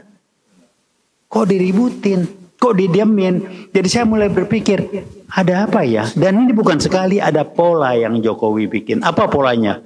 Bikin kacau balau dan merusak. Ada pola. Saya nggak mau kejebak kasus per kasus. Saya tidak mau terjebak bicara simptoma. Apa pola yang dipakai? Bikin kacau negeri ini, bikin rusak negeri ini. Mana ada mau pindah ibu kota begitu gede, anggarannya dipikirin nggak? Itu planning namanya. Siapa yang bisa? Saya bingung, bukan bingung, lucu aja. Dua pimpinannya mundur karena nggak digaji 11 bulan. Lah, ini kan mendasar. Jadi saya bilang ini bagaimana sih? Bukan Jokowi, kalau dia tahu otaknya nggak nyampe. Lingkungannya. Itu yang saya jadi nggak ngerti kok nularnya cepet bener. Halo teman-teman di kampus yang masih aktif, saya udah alumni. Kok Anda diam aja nggak malu? Kalau saya masih ngasih kuliah ke mahasiswa saya, malu saya. Ngajarin apa nih planning? Saya ngomong aspek planning aja lah. Jadi dari aspek, nah sehingga saya mikir nih ada apa polanya. Kalau berbohong udahlah itu karakter ya. Dari mobil udah bawaan bayi. Sehingga saya mengatakan apa yang disampaikan riset oleh teman saya yang bikin LBP ngamuk-ngamuk mengenai bangkitnya PKI Gaya Baru. Saya ulangi lagi, November tahun 2015 betul. PKI Gaya Baru bermain semua. Jokowi bego, cuman pinter dipakai buat ngacak-ngacak. DPR kenapa diam? Kudeta konstitusional. Kenapa lembaga-lembaga yang diam? Kudeta konstitusional. Kenapa kampus diam? Kudeta konstitusional. Ini contoh. Anda percaya, alhamdulillah, nggak percaya, lihat nanti. Ini riset. Kenapa LBP ngamuk-ngamuk kali teman saya paparan terbuka di publik? Ini PKI Gaya Baru. Saya nggak ngomong oligarki, saya nggak ngomong Taipan, enggak, ini PKI Gaya Baru. Dia nyusup kan, yang nyusup masuk ke grupnya Prabowo itu apa itu? PRD bukan? PRD kan? Nah, mulai nyusup, silakan nggak apa-apa, saya cuma nonton aja. Jadi gampang ngelihatnya, kalau kita cuma mau ngomong, silakan konstitusional, lembaga konstitusi sudah dikudeta. Ini Jaksa Agung ngelawan, wah ini melawan skenario yang ada. Tolong dicek Ada Densus ngaco-ngaco di Kejaksaan Agung dari Cipete. Ada tindakan? Nggak ada. Kudeta konstitusional. Tolong ditanya pada diri kita. Kok kejadian begini ya? Kok diam aja ya? Itu yang saya sebut dengan permainan PKI gaya baru. Kenapa gaya baru? Jangan pakai mindset PKI zaman dulu. Dia nggak muncul ke permukaan, nggak sibuk rekrut anggota. Dia pakai orang-orang yang bukan PKI kok. Kita kalau nggak kepentok orang itu berak, gue PKI, kita nggak bilang itu PKI. Nggak ada PKI, aman, silakan. PKI-nya mana? PKI-nya mana? Tolong kasih lihat saya. Kalau saya kebetulan belajar beginian, itu ada namanya yang level of thinking dari orang. Kalau nggak level kita sekarang, mayoritas itu kalau nggak kebentur, dia nggak percaya. Tahu tapi nggak percaya, silakan. Jadi saya kembali mengatakan nggak usah banyak macam-macam lah ya. Dari aspek disiplin ilmu yang namanya perencanaan aja, didemen aja nggak jalan itu. Didemen aja. Jatuh sendiri. Kenapa Jokowi? Lah orang yang bego, emang mau ngacak-ngacak. Di otaknya apa? Saya kenal beliau terus terang. Di otaknya apa? Dia ingin jadi presiden meninggalkan legasi. Pindah di ibu kota ini. Otaknya nggak nyampe ya, mikir cuma segitu. Mobil SMK aja dengan Gagah Prakasa udah. Kalau saya sih nggak heran deh emang segitu. Yang saya heran, kok DPR menang wae, kampus diem aja, yang lain diem-diem tuh KSP ngapain? Halo Seknek, dari guru besar yang lain. Halo teman-teman dari kampus saya yang terlibat di permintaan Anda, kok anti anteng nggak malu, nggak merasa terganggu profesi Anda? Atau cuannya gede? Wallahu alam, saya nggak nuduh. Barangkali itu saya ingatkan ke publik, saya nggak ngomong panjang lebar, didiamin aja, dia bakal tengkurap sendiri. Ya. Nah kalau ada bilang kita harus konstitusional, silakan. Kalau semua sudah dikudeta, silakan konstitusional. Anda akan jadi jenaka dan lucu. Itu bagian orang yang kebawa ketularan goblok. Apa? Cuman people power. Jadi jangan ngomong structure lah ya. Itu aja saya pesan. Jadi kalau nggak percaya lihat. Dia diamin aja anggaran dari mana. APBN udah nggak ada tiba-tiba. Nggak ada perencanaan. Nggak percaya kita lihat nanti.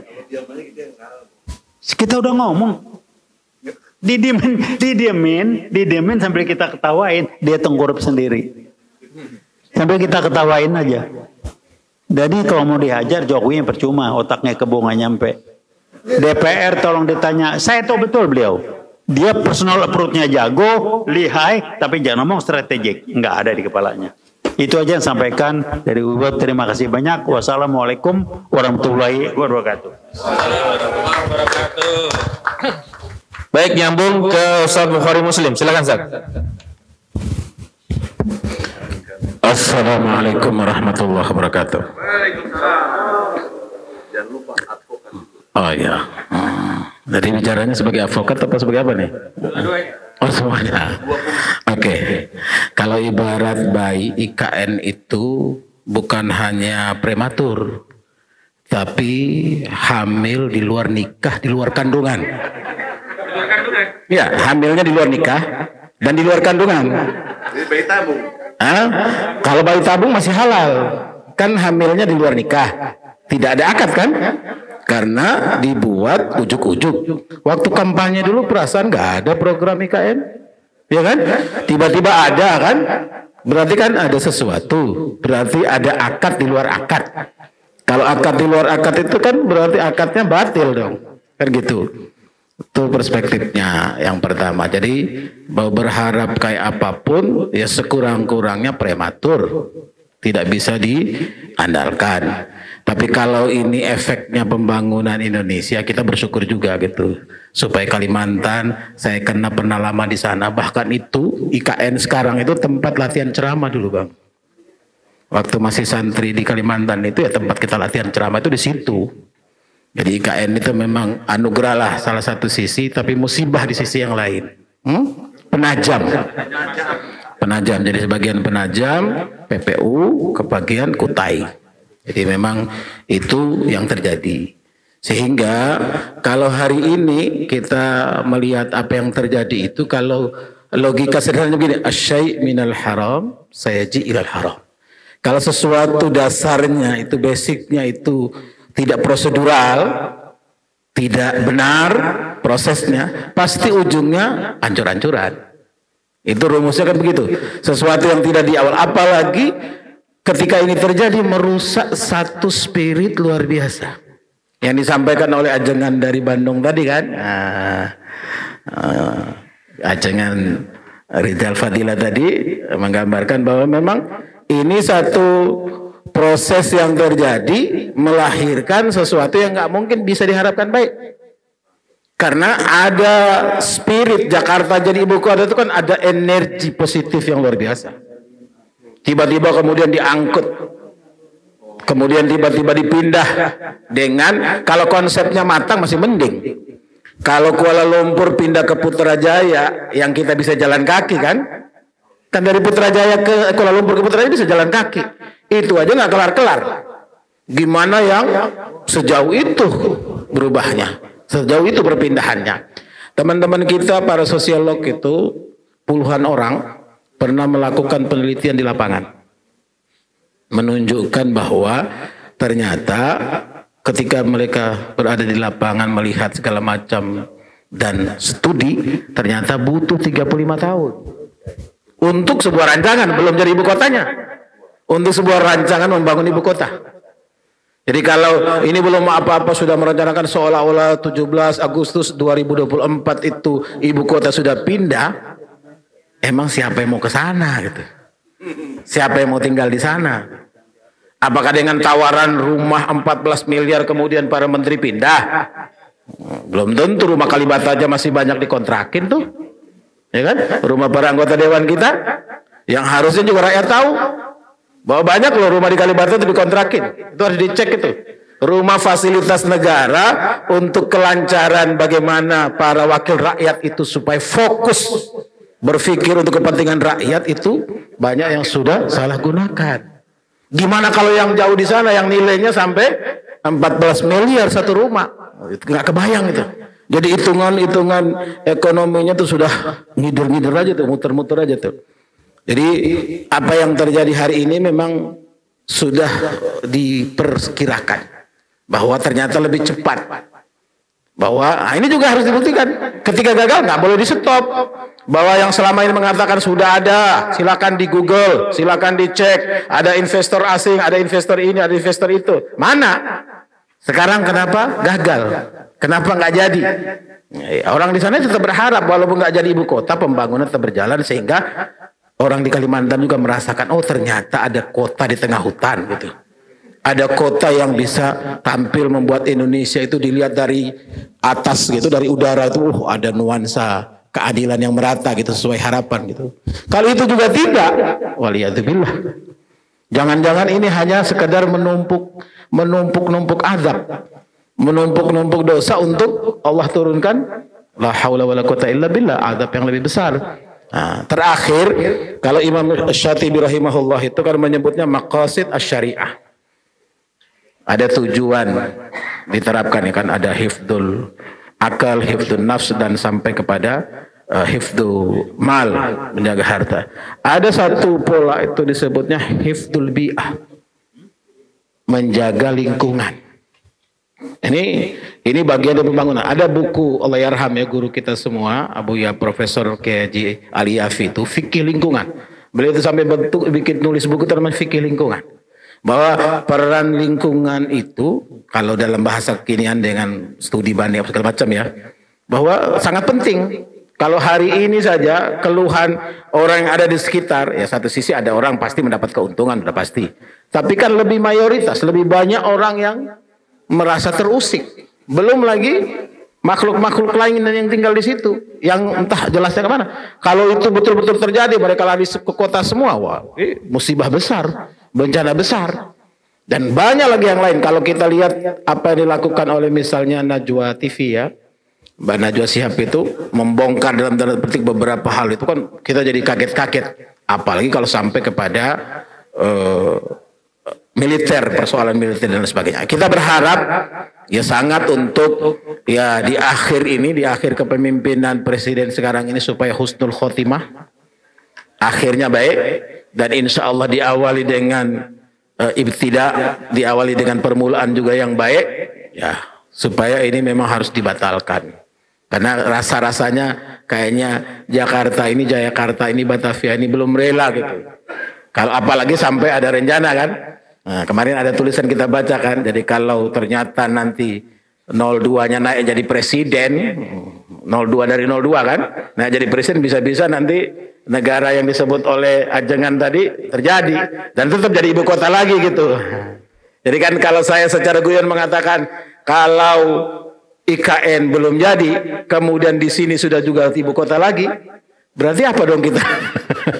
Walaupun tetap nunggu Perpres kan ujungnya. Tapi sampai kapan? Apakah 30 tahun lagi 5 presiden kemudian akan tanda tangan pemindahan ibu kota? Sementara DKJ sudah diresmikan dengan struktur dan perubahan-perubahannya. Jadi tentu kita berharap dukungan para pihak, para ulama, para tokoh, saudara-saudara kita di Kalimantan jangan berkecil hati. Kita menolak bukan karena tidak mau ada pemerataan pembangunan. Tidak mau ada pembagian kue, keseimbangan. Tetapi hanya semata-mata untuk perbaikan dan kebaikan kita bersama ke depan. Pembangunan tidak mesti dengan pindah ibu kota. Pemerataan pembangunan tidak mesti dengan pindah ibu kota. Tapi penegakan keadilan, penegakan hukum, penegakan aturan dengan sebaik-baiknya. Insya Allah semua berfungsi dengan baik, maka berjalan dengan baik. Maka wakil-wakil daerah, khususnya di Kalimantan, penopang, Kalimantan Timur, Selatan, Utara itu menyuarakan betul 8 tambah 4 lagi berarti 12 orang paling tidak itu menyuarakan suara-suara rakyat Kalimantan supaya betul-betul ini memberi maslahat. Kalaupun harus dibatalkan, insya Allah yang sudah dikerjakan itu nggak dibuang, tetapi bisa dimanfaatkan untuk kepentingan-kepentingan lain yang bisa difungsikan dalam rangka pembangunan dan kemaslahatan, insya Allah. Barangkali itu, terima kasih. Assalamualaikum warahmatullahi wabarakatuh. Baik, masih ada 3 narasumber. Nanti Bang Sofyan, Bang Syafril Sofyan, dan Bang Juju, dan nanti ditutup oleh Bang Azam Khan. Selanjutnya Bang Syafril Sofyan dulu ya dari Bandung. Bismillahirrahmanirrahim. Assalamualaikum warahmatullahi wabarakatuh. Terima kasih Profesor Egi dan juga Bung Kozi sebagai tuan rumah TPUA. Saya ingin menunjukkan penjelasan saya ini kepada kalangan milenial dan kalangan Gen Z, karena ini akan berdampak kepada mereka. Saya Syafril Sofyan berbicara pada malam ini sebagai aktivis pergerakan 7778 dan juga sebagai salah satu pemerhati kebijakan publik. 2 tahun yang lalu sebenarnya saya sudah menulis tentang IKN ini, bahwa IKN ini merupakan mimpi dan juga nafsu birahi dari Jokowi. Nafsu birahi sebagai apa? Sebagai legasi atau warisan yang mau dia tinggalkan. Tapi mimpi ini tinggal mimpi, yang pasti tidak akan terjadi. Kenapa demikian? Jakarta ini dibangun hampir 500 tahun yang lalu. Artinya infrastruktur adanya ekonomi dan bisnis sehingga Jakarta bisa hidup. Itu mulai dari Bandar Jakarta, Batavia dan sebagainya sehingga menjadi pusat atau menjadi daerah khusus ibu kota. Sementara penduduk yang terbanyak yang terbangun ekonomi itu ada di Pulau Jawa. Dan apa yang terjadi di pilihan mimpi daripada Jokowi, yaitu di Kalimantan Timur, infrastrukturnya tidak akan mendukung sampai kapanpun. Yaitu infrastruktur bisnis dan ekonomi. Artinya ibu kota itu atau satu kota itu bisa akan terjadi kalau seandainya bisnis ekonomi itu juga ada. Jadi ibu kota mimpi Jokowi ini akan menjadi kota hantu. Ya. Ya, tepatnya Jin Anak. Banyak kota hantu yang sudah berdiri. Di Cina itu hampir lebih daripada 8 kota yang dibangun menjadi kota hantu. Itu di negara Cina. Di mana mereka juga punya katakanlah uang dan sebagainya. Ya. Dan lalu tidak jauh-jauh di Malaysia juga ada kota hantu, The Green City yang dibangun.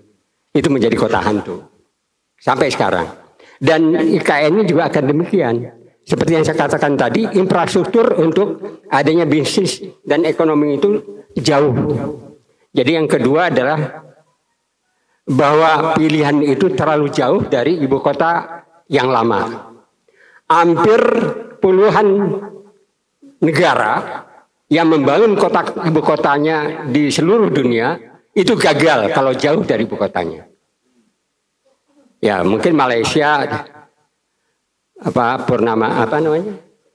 Putrajaya itu cuma beberapa kilo, dan itu juga cuma menjadi ibu kota dalam bentuk administratif ibu kota. Bisnisnya tetap di Kuala Lumpur. Ya.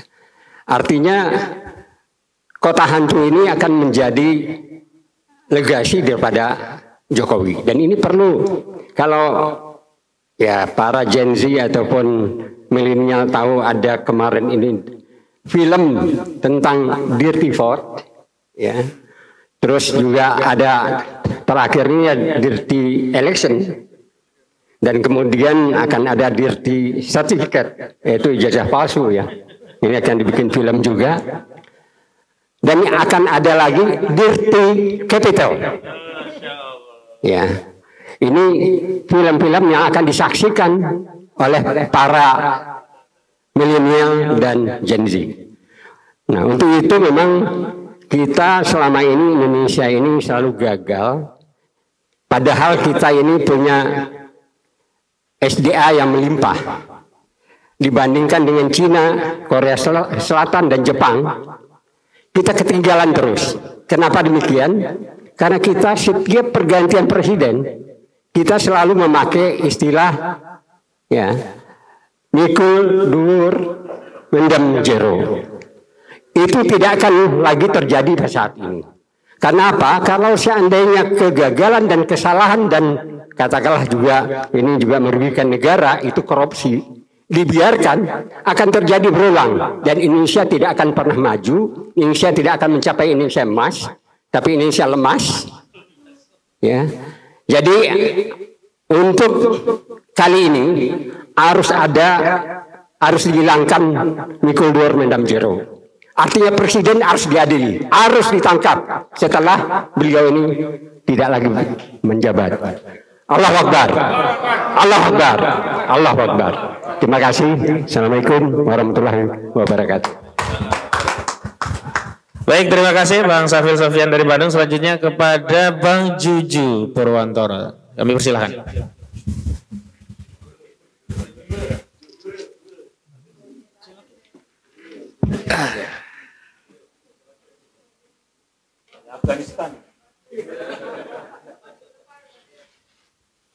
Assalamualaikum warahmatullahi wabarakatuh.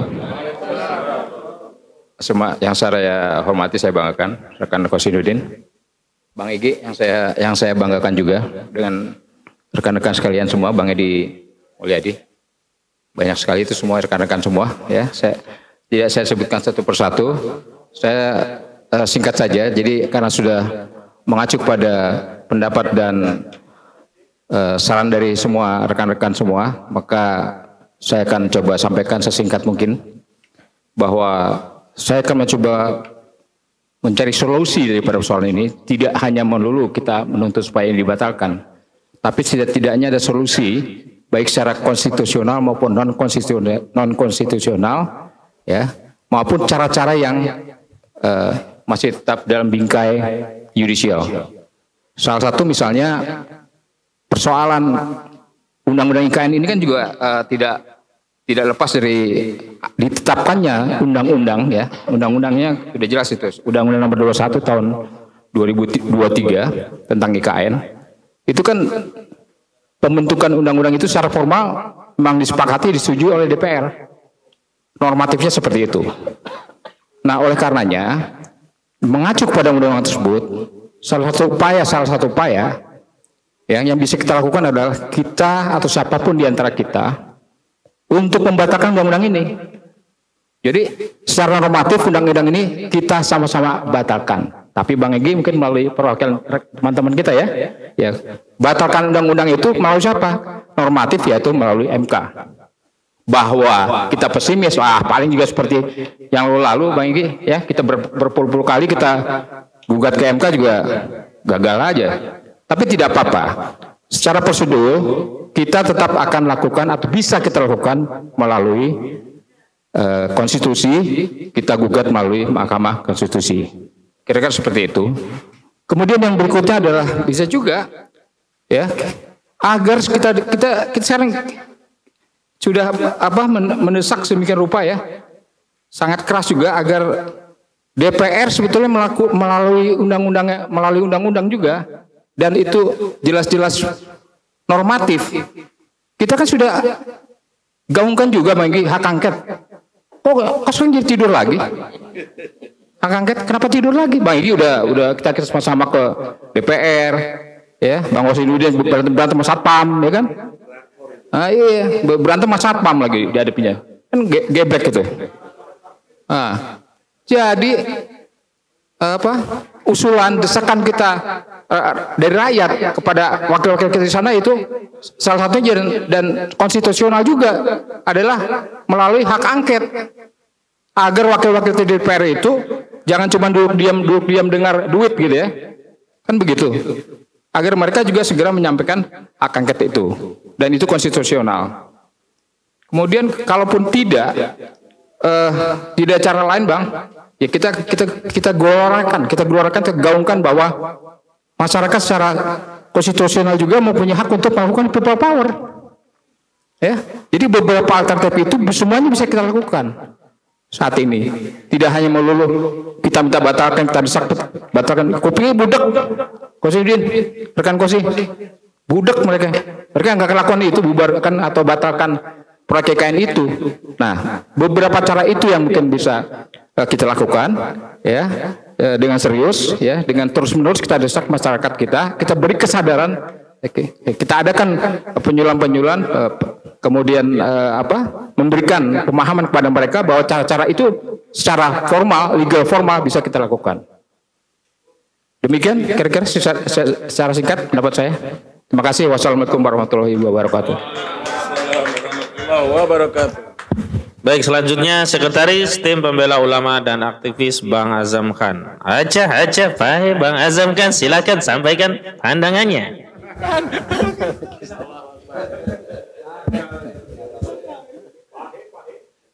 Bismillahirrahmanirrahim. Assalamualaikum warahmatullahi wabarakatuh.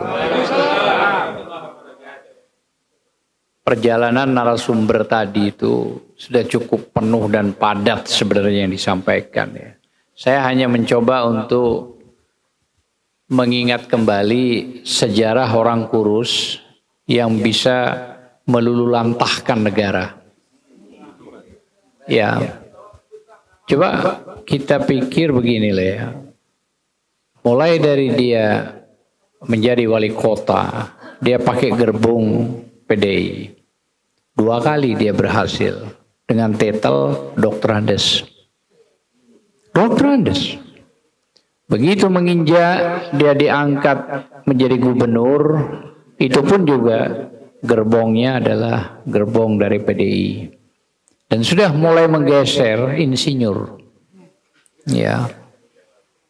Nah, selanjutnya dinaikkan menjadi presiden gerbong PDI 2 kali, bahkan terjadi di dalam itu persoalan yang sangat serius. Dia mau 3 kali, rupanya Bu Mega nggak mau. Cuman begini, masa iya ya PDI sebegitu besar itu dirapuhkan dengan cara permainan si kurus ini gitu loh maksud saya. Ini saya kadang-kadang bagaimana ya PDI ini ya, saya bilang. Sangat rapuh gitu ya. Tidak berani memecat padahal ada ADART-nya. Anaknya juga masuk. Ya kan? Menantunya juga masuk. Nah sekarang dikencingin lah istilahnya. Bagaimana ya? Saya kadang-kadang di mana letak ya? Maksud saya itu di mana letak marwahnya seorang Megawati dan PDI? Kok tidak berani gitu loh ya melakukan upaya dan langkah padahal ada ADART-nya. Sekarang malah berkembang kembali. Seorang sekjennya juga sudah diperiksa. Ya kan, dengan menyita HP-nya, tidak mengembalikan hasto. Nah ini saya bilang bahwa sangat luar biasa.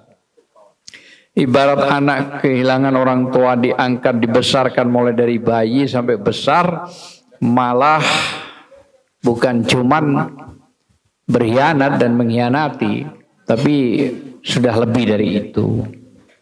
Jadi kalau kembali kepada proses yang memang IKN, memang suara terbulat adalah udahlah stop, udahlah hentikan. Masuk di akal itu. Kenapa? APBN sudah jebol 72,5 triliun. 72,5 triliun digunakan.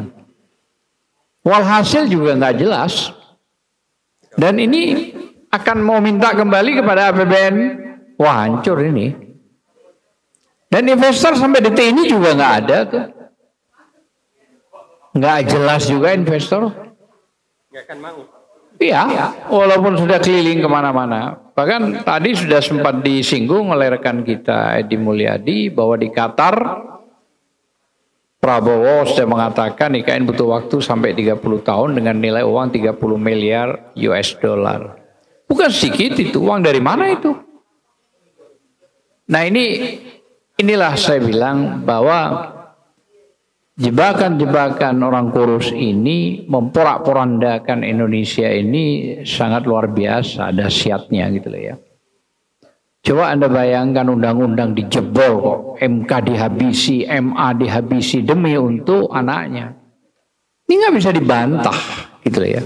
KPK juga diatur seenak udel, harus berada di ketiak kekuasaannya yang tadinya independen, undang-undangnya harus masuk di PNS, ASN.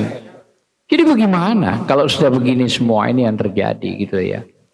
Jadi tidak ada cara lain, mungkin bukan kita mengatakan tidak cukup kuat dengan TPUA. TPUA ini sudah melakukan terobosan yang super gila, dahsyat. Sudah ngacak-ngacak yang nggak karu-karuan sudah. Ya, bicara tekanan itu sudah luar biasa dari mana-mana gitu ya. Tapi sampai detik ini juga TPUA ya malah lebih gede sekarang di belakang gambarnya dibuat nih. Jadi harapan kita bukan cuma TPUA.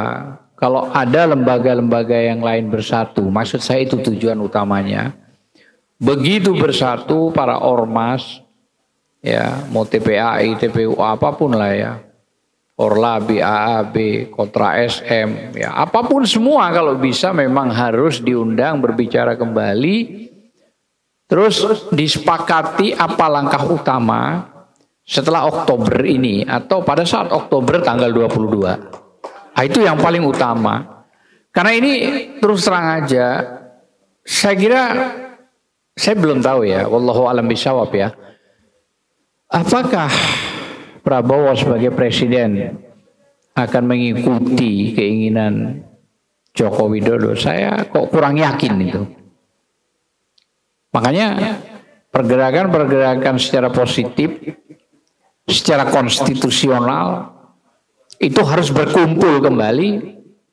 Silakan Ustadz Ahmad Kozinuddin dan rekan-rekan yang lain juga mengumpulkan di satu tempat atau diundang, bentuk diskusi atau apa, cari sebuah kesepakatan apa yang akan dilakukan langkahnya, baik itu perdata, baik itu laporan pidana, baik itu tindak pidana korupsi. Karena dengan cara ini baru bisa kita melihat bahwa benar rakyat ini bukan cuma dikibulin, tapi rakyat ini melawan gitu ya. Jadi kalau tidak, selamanya kita ini mau dijadikan apa? Jadi kalau bisa kalian lihat partai yang begitu besar saja dilecehkan, dihianati, apalagi rakyat, dibegoin semua, dibohongin semua dengan cara-cara yang begini gitu ya. Ya wallahu a'lam bishawab lah. Mudah-mudahan kekuatan ini bukan cuma didukung dengan intelektual kita, tapi intelektual ini diberi petunjuk oleh Allah Subhanahu wa taala. Itu yang paling utama. Tanpa kekuatan Allah, terus terang saja melawan kekuasaan yang begitu dahsyat ini, kok sepertinya menurut saya ya pribadi memang kurang kuat gitu lah ya. Tapi begitu Allah turun dengan cara-cara mungkin sudah mengumpulkan doa begitu banyak dari habaib, kiai, ustadz, ulama atau para aktivis yang terhianati, insya Allah mungkin akan benar-benar terjadi. Kenapa? Saya melihat di negara Indonesia ini punya banyak rahmat berkat yang Allah berikan. Di kiai banyak, ustadz banyak kok. Masa digituin oleh satu keluarga ini loh, maksud saya. Dibuat bukan cuma sekedar ugalan gitu loh ya. Dibuat seenaknya gitu loh. Dan yang aneh gitu loh ya, maksud saya. Kita melakukan satu hal yang positif dalam bentuk konstitusi, kita yang diambil, kita yang diproses. Bagaimana coba, logika apa yang bisa kita? Kalau cara kayak gini gitu loh ya. Nah ini yang kita takutkan gitu ya, bahwa azab Allah itu turun justru kepada rakyat nanti kenanya, bukan kepada mereka. Kalau kepada mereka ya bismillah sudah nggak apa-apa gitu loh. Mungkin inilah persoalan yang harus kita bangun dengan rekan-rekan LSM, para pakar hukum dan semua untuk berkumpul. Karena kalau kita bicara IKN itu nilai hukumnya juga masih bingung, nilai politiknya juga masih rendah. Sehingga wajar kalau investor itu bingung. Kenapa kalau sudah investor masuk sekarang sudah Prabowo, apa Prabowo sama dengan model Jokowi? Belum tentu. Belum lagi nanti para daya-daya ini yang merasa punya hak ulayat, tokoh-tokoh ini akan mengganggu. Karena 6.000 sekian hektar itu bukan sedikit, kan begitu. Pasti itu akan terjadi masalah. Dan saya dengar pekerja-pekerja yang di sana itu dikejar monyet-monyet katanya. Saya nggak tahu apakah itu benar. Apa mungkin ada hubungannya dengan kasus hanya monyet? Saya nggak tahu juga itu. Saya kira mungkin itu. Terima kasih. Assalamualaikum warahmatullahi wabarakatuh. Baik, karena waktu sudah mendekati jam 22 ya, tadi kita udah pastikan jam 22 itu kita selesai, dan ini belum pembacaan deklarasi. Mohon maaf jika ada atensi dari yang lain yang ingin menyampaikan, mungkin di kegiatan yang lain, mohon maaf ini udah waktunya. Kami ingin bacakan saja deklarasinya sehingga acara ini bisa kita tutup dengan pembacaan deklarasi. Dan kita nanti akan sampaikan deklarasi ini kepada pihak-pihak yang terkait, kepada DPR, kepada kelembagaan-lembagaan, dan kita akan tindak lanjuti dengan sejumlah audiensi. Tapi sekali lagi memang kita lihat respon mereka seperti apa. Paling tidak kita sudah bersuara, kita sampaikan kepada publik. Karena tanggung jawab utama kita terutama kepada publik, kepada rakyat. Baik, akan saya bacakan. Bismillahirrahmanirrahim. Deklarasi bersama advokat, ulama, dan tokoh nasional. Batalkan proyek IKN, pertahankan Jakarta sebagai ibu kota negara Republik Indonesia. Pemerintah telah menerbitkan Undang-Undang Nomor 3 Tahun 2022 tentang Ibu Kota Negara. Pada saat yang sama, Presiden Jokowi telah menandatangani pengesahan Undang-Undang Nomor 2 Tahun 2024 tentang Daerah Khusus Jakarta. Status Jakarta secara de jure bukan lagi ibu kota negara. Pada saat yang sama, IKN Nusantara belum siap mengemban tugas dan fungsi sebagai ibu kota negara menggantikan kedudukan Jakarta. Progres pembangunan IKN makin tak jelas pasca mundurnya Bambang Susantono dan Doni Rahayu sebagai kepala dan wakil kepala otorita ibu kota Nusantara IKN. Berkenaan dengan hal itu, kami advokat, ulama, dan tokoh nasional menyampaikan pandangan dan sikap sebagai berikut. Pertama, pemerintah terlalu gegabah, gerasa gerusu, tidak prudent karena telah mengesahkan Undang-Undang Nomor 2 Tahun 2024 tentang Daerah Khusus Jakarta. Sementara IKN Nusantara belum berfungsi dan belum siap untuk mengemban tugas dan fungsi sebagai ibu kota negara menggantikan Jakarta. Kedua, penetapan Jakarta sebagai daerah khusus yang tidak lagi menjalankan fungsi ibu kota negara berpotensi menjadikan Indonesia kehilangan status ibu kota negara karena ketidakpastian ibu kota pengganti. Semestinya pemerintah tidak mengubah status Jakarta sebagai daerah khusus ibu kota DKI sampai IKN Nusantara benar-benar siap dan mampu menjalankan fungsi dan tugas sebagai ibu kota negara. Ketiga, ketidakjelasan mekanisme pembiayaan proyek IKN hingga banyaknya masalah di lapangan, khususnya pembebasan lahan, dikhawatirkan proyek IKN akan dijalankan secara otoriter dan mengabaikan hukum, merampas tanah rakyat masyarakat Kalimantan untuk dijadikan IKN dengan dalih proyek strategis nasional seperti yang terjadi di Rempang, PIK 2 Tangerang, dan sejumlah proyek strategis nasional lainnya. Keempat, mundurnya sejumlah investor dan mundurnya Bambang Susantono dan Doni Rahayu sebagai kepala dan wakil kepala otorita ibu kota Nusantara mengkonfirmasi bahwa proyek pindah IKN ini tak layak dan harus dibatalkan. Jika dipaksa dilanjutkan, dikhawatirkan proyek IKN akan mengambil pembiayaan dari APBN seperti proyek kereta cepat secara Jakarta-Bandung, dan kebijakan ini tentu saja akan membebani rakyat. Oleh karenanya proyek pindah IKN harus dibatalkan. Kelima, ketidakjelasan proyek IKN menjadikan masa depan ibu kota negara mengkhawatirkan. Karena itu, untuk antisipasi agar Indonesia tidak kehilangan status ibu kota negara, maka kami menuntut agar pemerintah tetap mempertahankan kota Jakarta sebagai daerah khusus ibu kota negara Republik Indonesia. Demikian pandangan dan sikap disampaikan Jakarta, 15 Juni 2024. Deklarasi ini turut ditandatangani oleh sejumlah pihak yang hadir terutama pada kesempatan hari ini, dan kami edarkan terakhir yang terikap itu sudah sampai 277 nama. Sejumlah nama yang sudah dicatat tadi juga kami edarkan berkala melalui sosial media, dan memang ada beberapa tambahan dan belum sempat kami rekap. Nanti kami akan kirimkan ya kepada stakeholder dan pihak-pihak yang berkepentingan agar suara ini mampu diamplifikasi dan bisa menjadi tuntutan publik agar bangsa kita bisa diselamatkan dari kesemrawutan proyek-proyek yang hanya pro pada oligarki. Demikian yang bisa saya sampaikan, kurang lebihnya mohon maaf. Billahi fisabil haq fastabil khairat wallahu muwaffiq ila aqwamit thoriq. Wassalamualaikum warahmatullahi wabarakatuh.